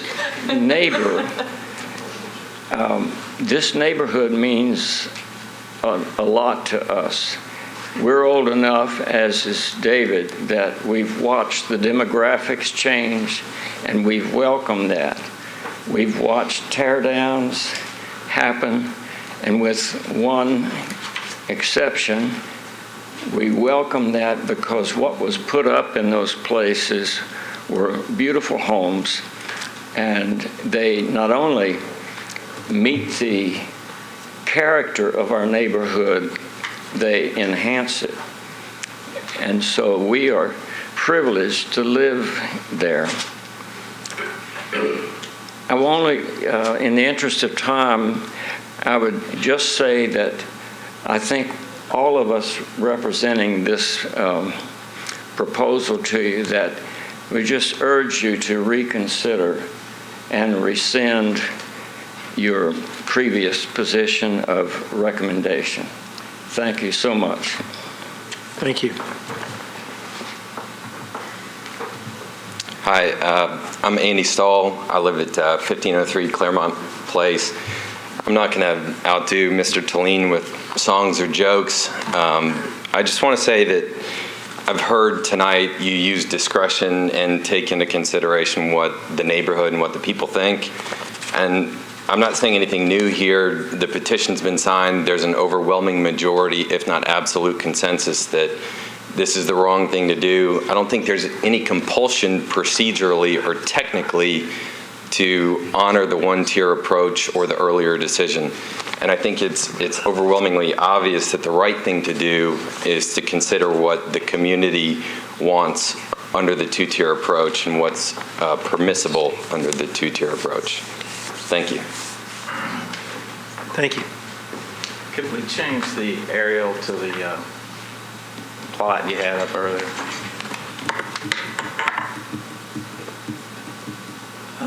There was one more. Shows us. You had it up right there. Here we go. Yeah, my name's Kendall Broadbent. I live on Claremont, like everyone else here, 1478. I was kind of looking at this earlier, an hour or so ago, and it kind of occurred to me, that house used to sit over on the other lot there, and then all of a sudden, it kind of got chopped in half, and we put a lot of new brick, and we repainted it, kind of a lot of smoke and mirrors there. The ground was kind of refilled, everything was kind of taken over, and then over time, then something happens, right? And this is kind of what we have. If you look, and I was also crunching some numbers there, and in that smoke and mirrors, the problem I have is you look at if you do the math. For one, if we've got 47 feet, it's the back line. They say they're going to build behind that magnolia tree. So if there's a 5-foot setback, which is shown there, so you're at 37 feet. What fits in 37 feet? I mean, does a double wide fit in 37 feet? I don't know. I mean, it's very tight. And also, if you redo crunch those numbers, and I did, and I'm an engineer, if you vary those numbers a few inches, guess what happens? That tiny 3 percentile drops below 10,000 on that volume, okay? And I heard evidence clearly stated that said, my surveyor. Now, don't you think that surveyor knew that he needed to make 10,000 square feet? So what I would like, I think there needs to be 2 more surveys. Because we're just talking a matter of inches. Thank you. And then that's over. Thank you. Appreciate it.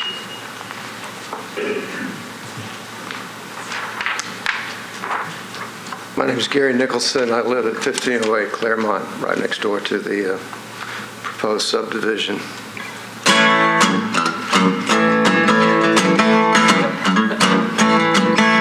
Why you want to squeeze it in, brother? Why you want to squeeze it in? That little bitty lot just don't make sense.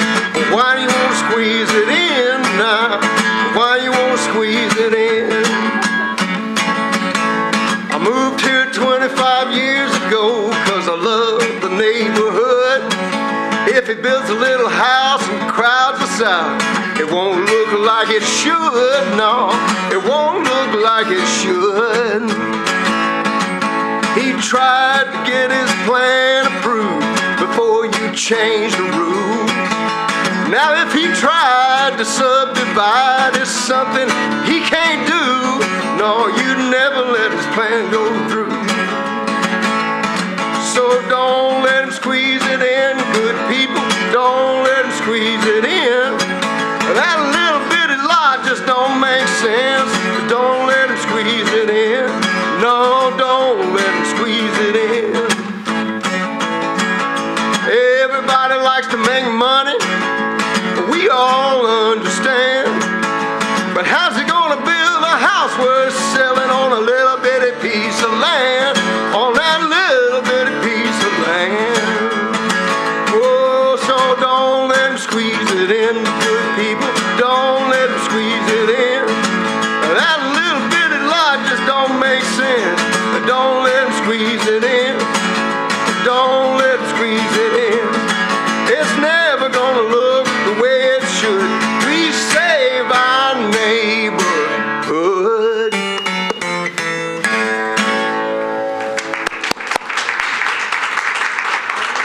Thank you. That's why we're called Music City. Mayor, welcome. Memo to self, do not follow Gary Nicholson. At a planning commission meeting, my name is Bill Purcell. I live at 1414 Stratton Avenue in East Nashville, and I represent the Nicholsons, and I speak for the neighborhood. And there is not much more that you need to hear.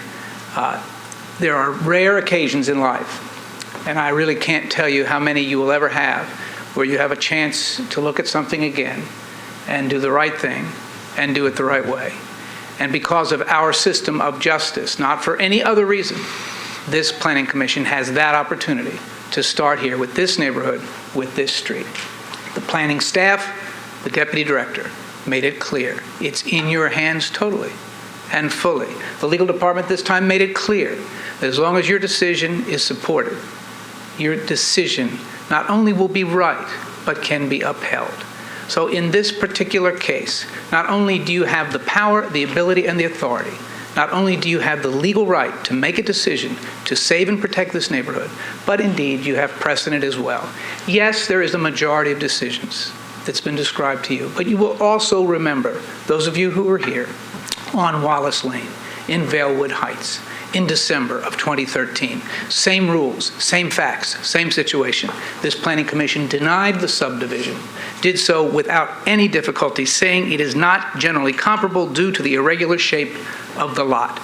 That was the decision of the planning commission under the same set of rules, basically the same set of facts, and there it is, that irregular lot.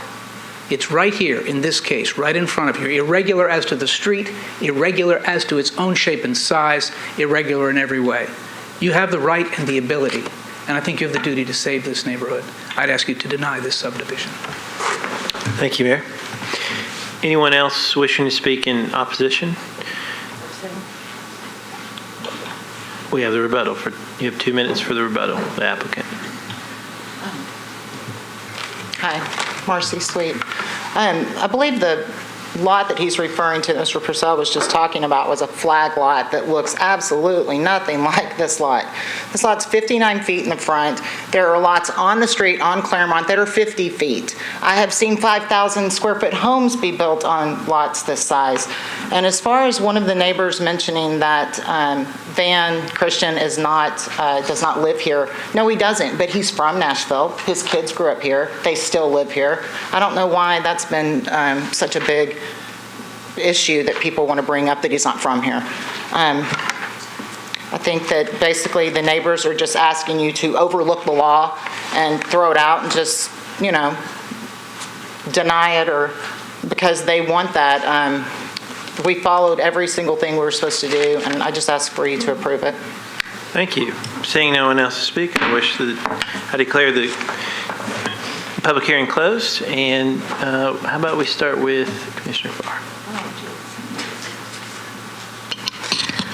I'm just still somewhat getting my head around, having never sat through this whole Tier 1, Tier 2 subdivision requirements. So I'm sort of struggling. I might listen for a moment to hear the discussion. Well, why don't we have, just for clarification purposes, let's have another.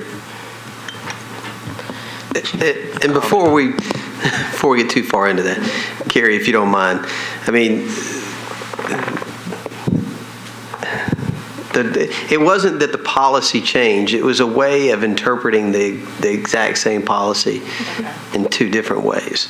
And so I think that that's helpful for you to understand at the beginning that it was a debate over what does our policy say, and you could read it and really get an approach where you were making just one analysis of whether a lot was comparable.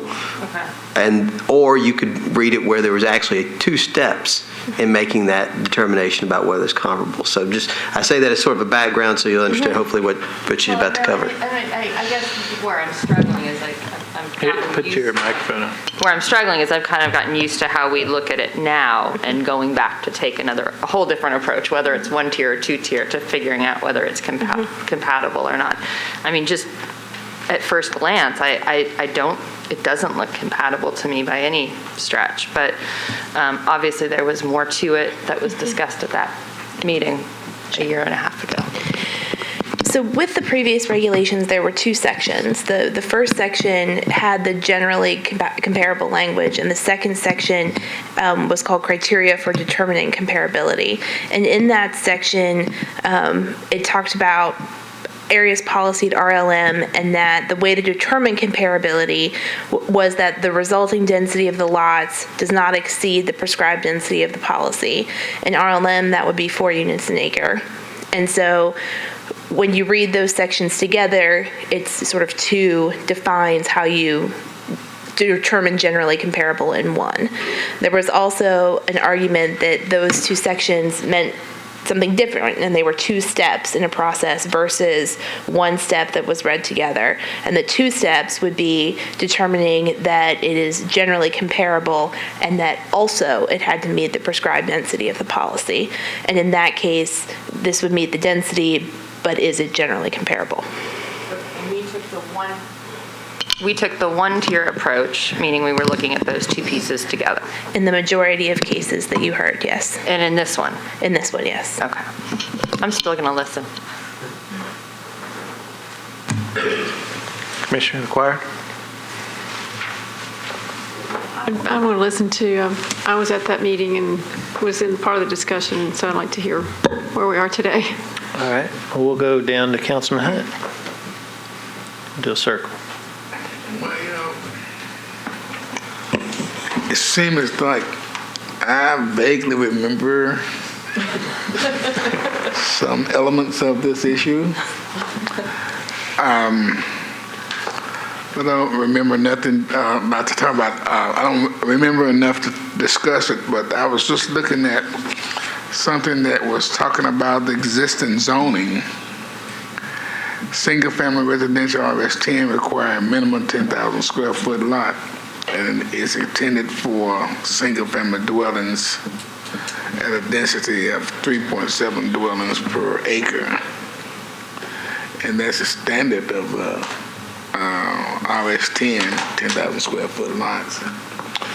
So looking at that particular statement in itself and understanding what a 10,000 square foot lot is, I'm inclined to believe that that's not it on that particular lot that I'm looking at that's been proposed in Lot 2. So that's all I can say at this point in time until I hear illustrious Stuart Clifton make his comments. And I apologize, but Commissioner, that's not a factual statement. The survey that was shown indicates that both lots are 10,000 square feet. The proposed lot is 10,000 square feet. That's what the survey that was submitted with the application shows. Oh, I didn't know that. So that's reason I need to listen to Commissioner Stewart. Commissioner Blackshear. I have a question again about the one-tier versus two-tier approach. You mentioned that for applications filed prior to the magic cutoff date, December 13th, 2013, that for the majority of the cases we looked at one tier. Do you know what cases we used the two-tier approach for during that time? I believe Mayor Purcell cited the correct case that was in a Valewood subdivision on Wallace Road. So it was just that one? I believe so. Okay. And was that, I mean, I'm not sure I was there then, but was it articulated as something that we had used a two-tier approach, or is it obviously the way that this decision came down, it must have been looking at something other than just the requirements under the one tier? It was the commission cited the reason that it was an irregularly shaped lot and was therefore not generally comparable with the surrounding neighborhood. Okay. And one more question. I know we read, and you read, the chancellor's order saying that applying the one-tier approach was not in error. What I'm not completely clear on is, and I know that you're saying it's unclear, right? It's unclear if you could inject the sense of comparability other than what's defined in those standards. Basically, my question would be, and maybe the answer is, it's still unclear, but could you apply the two-tier approach and not be in error to this? Okay. Let's get a clarification from legal. Just If you have a rational basis and material evidence, a reason for approaching using the two-tier, then that's what the chancellor's going to look for. Thank you. So I want to make sure that we and the community understand our role with subdivisions and how that differs from a zoning change and the judicial role versus, if you could help explain to us, remind us, that would be great. Okay, well, when you are sitting evaluating applications for subdivisions, you sit in a quasi-judicial role. And one of the elements is that if the application meets the requirements for a subdivision, then you have to grant it. Now, but it's, and I think as Ms. Fox pointed out, that's really what at the heart of these hearings is, for you to take the application and then analyze it against your own regulations and come up with that determination.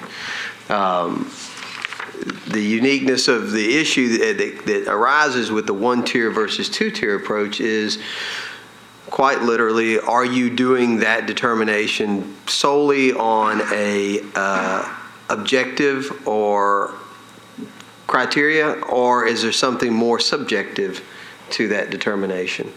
And if you're doing it in a two-tier approach, it opens up some subjectivity to decide whether or not, first, whether it's generally comparable with surrounding lots. Those are terms that we don't have definitions for, and therefore it leads to subjectivity. And then after you've made the determination, let's suppose for a moment in a case that this body in a subjective manner made the determination that this subdivision was generally comparable, would produce lots that were generally comparable to surrounding lots, then it would go into the second tier, which is purely objective and a determination about just doing the calculations in the size of the lots versus comparable lots in the area. Now, to point out that actually still leaves open the area that you're comparing it to. So there's subjectivity in both steps 1 and 2 in a two-tier system, or in a two-tier system, it still allows for subjectivity. And so I say it that way because I think, Commissioner, it's important for this body to understand that if you have an application, if you're sitting in a role to determine whether a subdivision is appropriate or not, and you clearly have a subdivision that meets all the criteria, then it is incumbent upon you to approve that application. But where you have regulations that introduce subjectivity, if you can show evidence and a rational basis for making that decision and using your own subjectivity and looking at whether it's comparable or not, and you state those in the record, I think that would be upheld. And then I would ask Ms. Fox if she'd agree with that very long-winded explanation. Yes. I wouldn't call it subjectivity. I'd say if you interpret your regulations, the way that you interpret your regulations as applied to this particular plot, I don't think that you're going to do it subjectively. I suspect you're going to use your experience and past interpretations to guide you. Thank you. So if we think this is just not the right thing to do, if we've got 100% of the property owners signing a petition, if we've got, if it doesn't feel good, doesn't look good, doesn't feel right, no, but it meets the subdivision regulations in our interpretation, we're obligated to approve it. Yes. Now that said, so really I guess today it comes down to the 1 or 2 tier approach. And there's one other thing that just occurred to me a minute ago, and that is with this other case, we as a body chose, and maybe this is a question for legal, we as a body chose, and I don't know if we were technically using the 1 tier or 2 tier, or even if we declared that, but we chose to identify another criteria, something that we felt was, in that case, very clear, very clearly not comparable.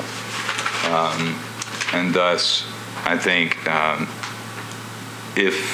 suppose if Metro Legal feels like that was appropriate, then I think lot width very well could be one of those criteria. I mean, if something is so out of place that it's not comparable. I mean, I was very supportive of the 2-tier approach because I thought that's what was intended by the language of. I didn't like it. I said it over and over. I don't like this, but I think we have to approve it because it meets. I believe it meets the criteria. However, I guess that's a question for Metro Legal. You may or may not be able to answer it in a definitive way, but we, in that particular case, we used a different criteria or determined another criteria. Would that be appropriate here? I think you need to interpret your regulations as you believe they should be interpreted. So if lot width is part of what you look at for comparability, and that's how you feel the interpretation should be interpreted, then that's your decision.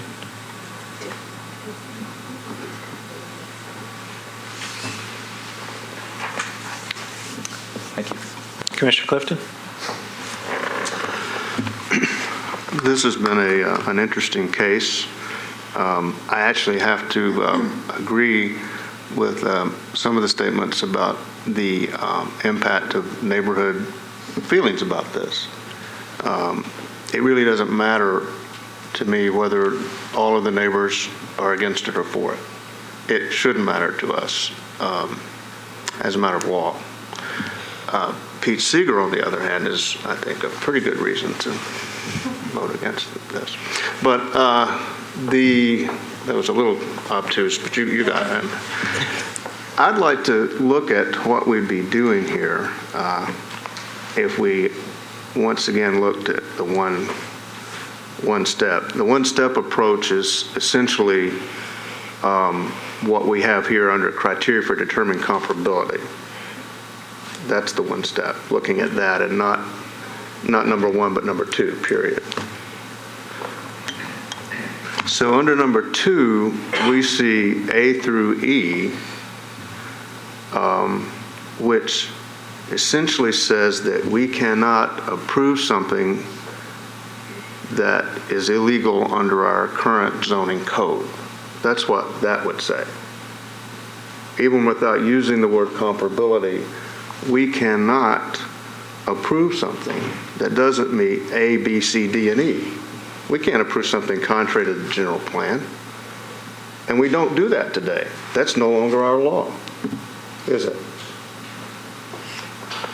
Right, this is not the criteria that we use today to determine the appropriateness of subdivisions. And particularly for newer members of the commission, we threw that out because it didn't make much sense in an area that wasn't going to have currently adopted general plan to use that, where you didn't add with comparability anything to the legal and factual analysis.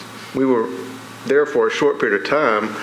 We apparently could legally, under the judge's rule, chancellor's ruling, use one or two steps. But when we were using just number 2 criteria, it was not what we had ever used before and what we don't use now, but we did use apparently, not that we had to, but we did for a short period of time. Is that right, basically? Yes, there was a previous to this version of the subdivision regulations that had a different section on comparability, that had a different mathematical formula that staff used, but it also had a number of exceptions. We found ourselves using the exceptions a lot of the time. Right. And so we went to this form of the subdivision regulations that you see on the screen, and for a period of time we were using the one-tier approach until the question of the interpretation was raised. What does Section 1 mean I see.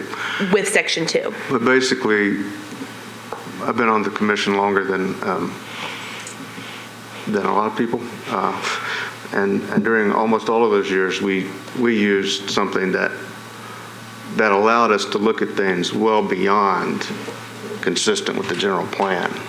Things like, where's the property in terms of setback compared to the rest of the street?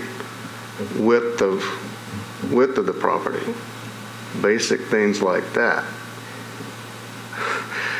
We made a mistake, actually. I suppose I wasn't paying enough attention, but I do not recall knowing that we had abandoned comparability that allowed us to look at things like placement on the lot and destroying the streetscape of a street and the similar things. And I'm glad we got over that. But apparently under the Chancellor's statement, holding, I think is the word, we can, in this case, determine that we need to look at number 1 and not just number 2. We can look at both of these. We must look at both of these unless we're looking just at things that were already in the law and that we'd be violating the law if we approved it. So when I look at that language about generally comparable, and I see the incompatibility in terms of lot size, lot width, placement of structures, streetscape, I have no problem with opting for the 2-step approach. Mr. Chairman. Thank you, Commissioner. Anybody else? Any other comments? I'm still just trying to understand this, which probably isn't worth all that much time since we won't see this again. But how did we decide that 59 feet is comparable with 80 feet, 81 feet, frontage-wise? I mean, that's and if I just look at that map and I'm trying to figure out a general area, and I'm looking from like 122 to 130. Lots. I mean, none of those are that narrow. They're all comparable to those 2 lots together. So I don't understand. It technically meets all. It technically meets the zoning, but it Carrie will tell us. Okay. Because using the one-tier approach, we did not look at frontage and compare the frontage to the surrounding So properties. we just looked at the total lot area. We didn't look at the total lot area in comparison to the surrounding properties. The total lot area was only looked at compared to the base zoning of 10,000 square feet. So that's that brief time where we weren't looking at how things were comparable with the surrounding lots. So any lot that was 10,000 square feet could have gotten approved? If it met the density prescribed in the general plan. But there are also, sorry, if I, No, yeah, go. I mean, there are regulations in our zoning ordinance that it would have to meet as well. Lot width. There's no lot width. It would only be the lot area. Okay. Frontage requirement, okay. But there are other regulations. And that's why we changed it, I believe. So do we have to have consensus that we want to go with the two-tier approach so that we can factor in some of this comparability? And can we do that now so that we can consider those factors that were not considered then?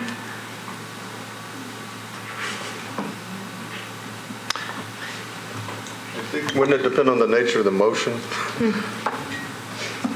I would hope, If we state it clearly in our motion. that's what I was just going to say, is that whichever approach you are taking, the one or the two-tier approach, that when the motion is made, that you clearly articulate the basis for that decision is what the courts are going to look at. Okay. So we are, is there any more discussion, Commissioner? We are ready for a motion. I have a brief statement and then a motion. Earlier in our meeting today, we basically agreed to a little more density at the Wedgwood area because it was on a corner, because it was, for a lot of reasons, it made sense to us, because it, frankly, probably partly because it goes on to the council for final decision, and we do provide some deference to that legislative body to make the final decision in those kind of cases. This is a totally different case. We are the final decision makers. The status quo will either be upheld based on all of our previous notions of comparability and our present notions and the totally appropriate and legal two-step approach, even at this time, or we will basically impose our decision that because it meets zoning and the general plan, that's all we care about for this property. That's just not right. And I would make a motion that we, on a two-step analysis, using the general comparability phrase of paragraph 1, and looking at setback, looking at lot width, and looking at the general comparability with the homes on the street, that we disapprove this subdivision. You've heard the motion. Is there a second? Second. Any more discussion? All in favor of disapproving, say aye. Aye. Opposed, no. Ayes have it. It's disapproved. We're now at item 23. Historic Zoning Commission report. Anything, Hunter? Nope. Parks, we have a lot of construction in parks right now, especially the downtown amphitheater, which will be completed very shortly, just FYI. And that leaves us to the director's report, which I know will be very short. You've all been sent doodle polls. I need you to fill those out for us so that we can get the Nashville Next workshops in place. That's imperative that we keep that moving forward. So if y'all can all look at those and fill those out and get those back to Kelly as soon as possible, we'd greatly appreciate it. That's it. Good work. Anything else for the good of order? I'd like to commend Ms. Fox for becoming our new attorney. I guess you'll be here every time now, right? Just checking. Do I entertain a motion to adjourn? We're adjourned.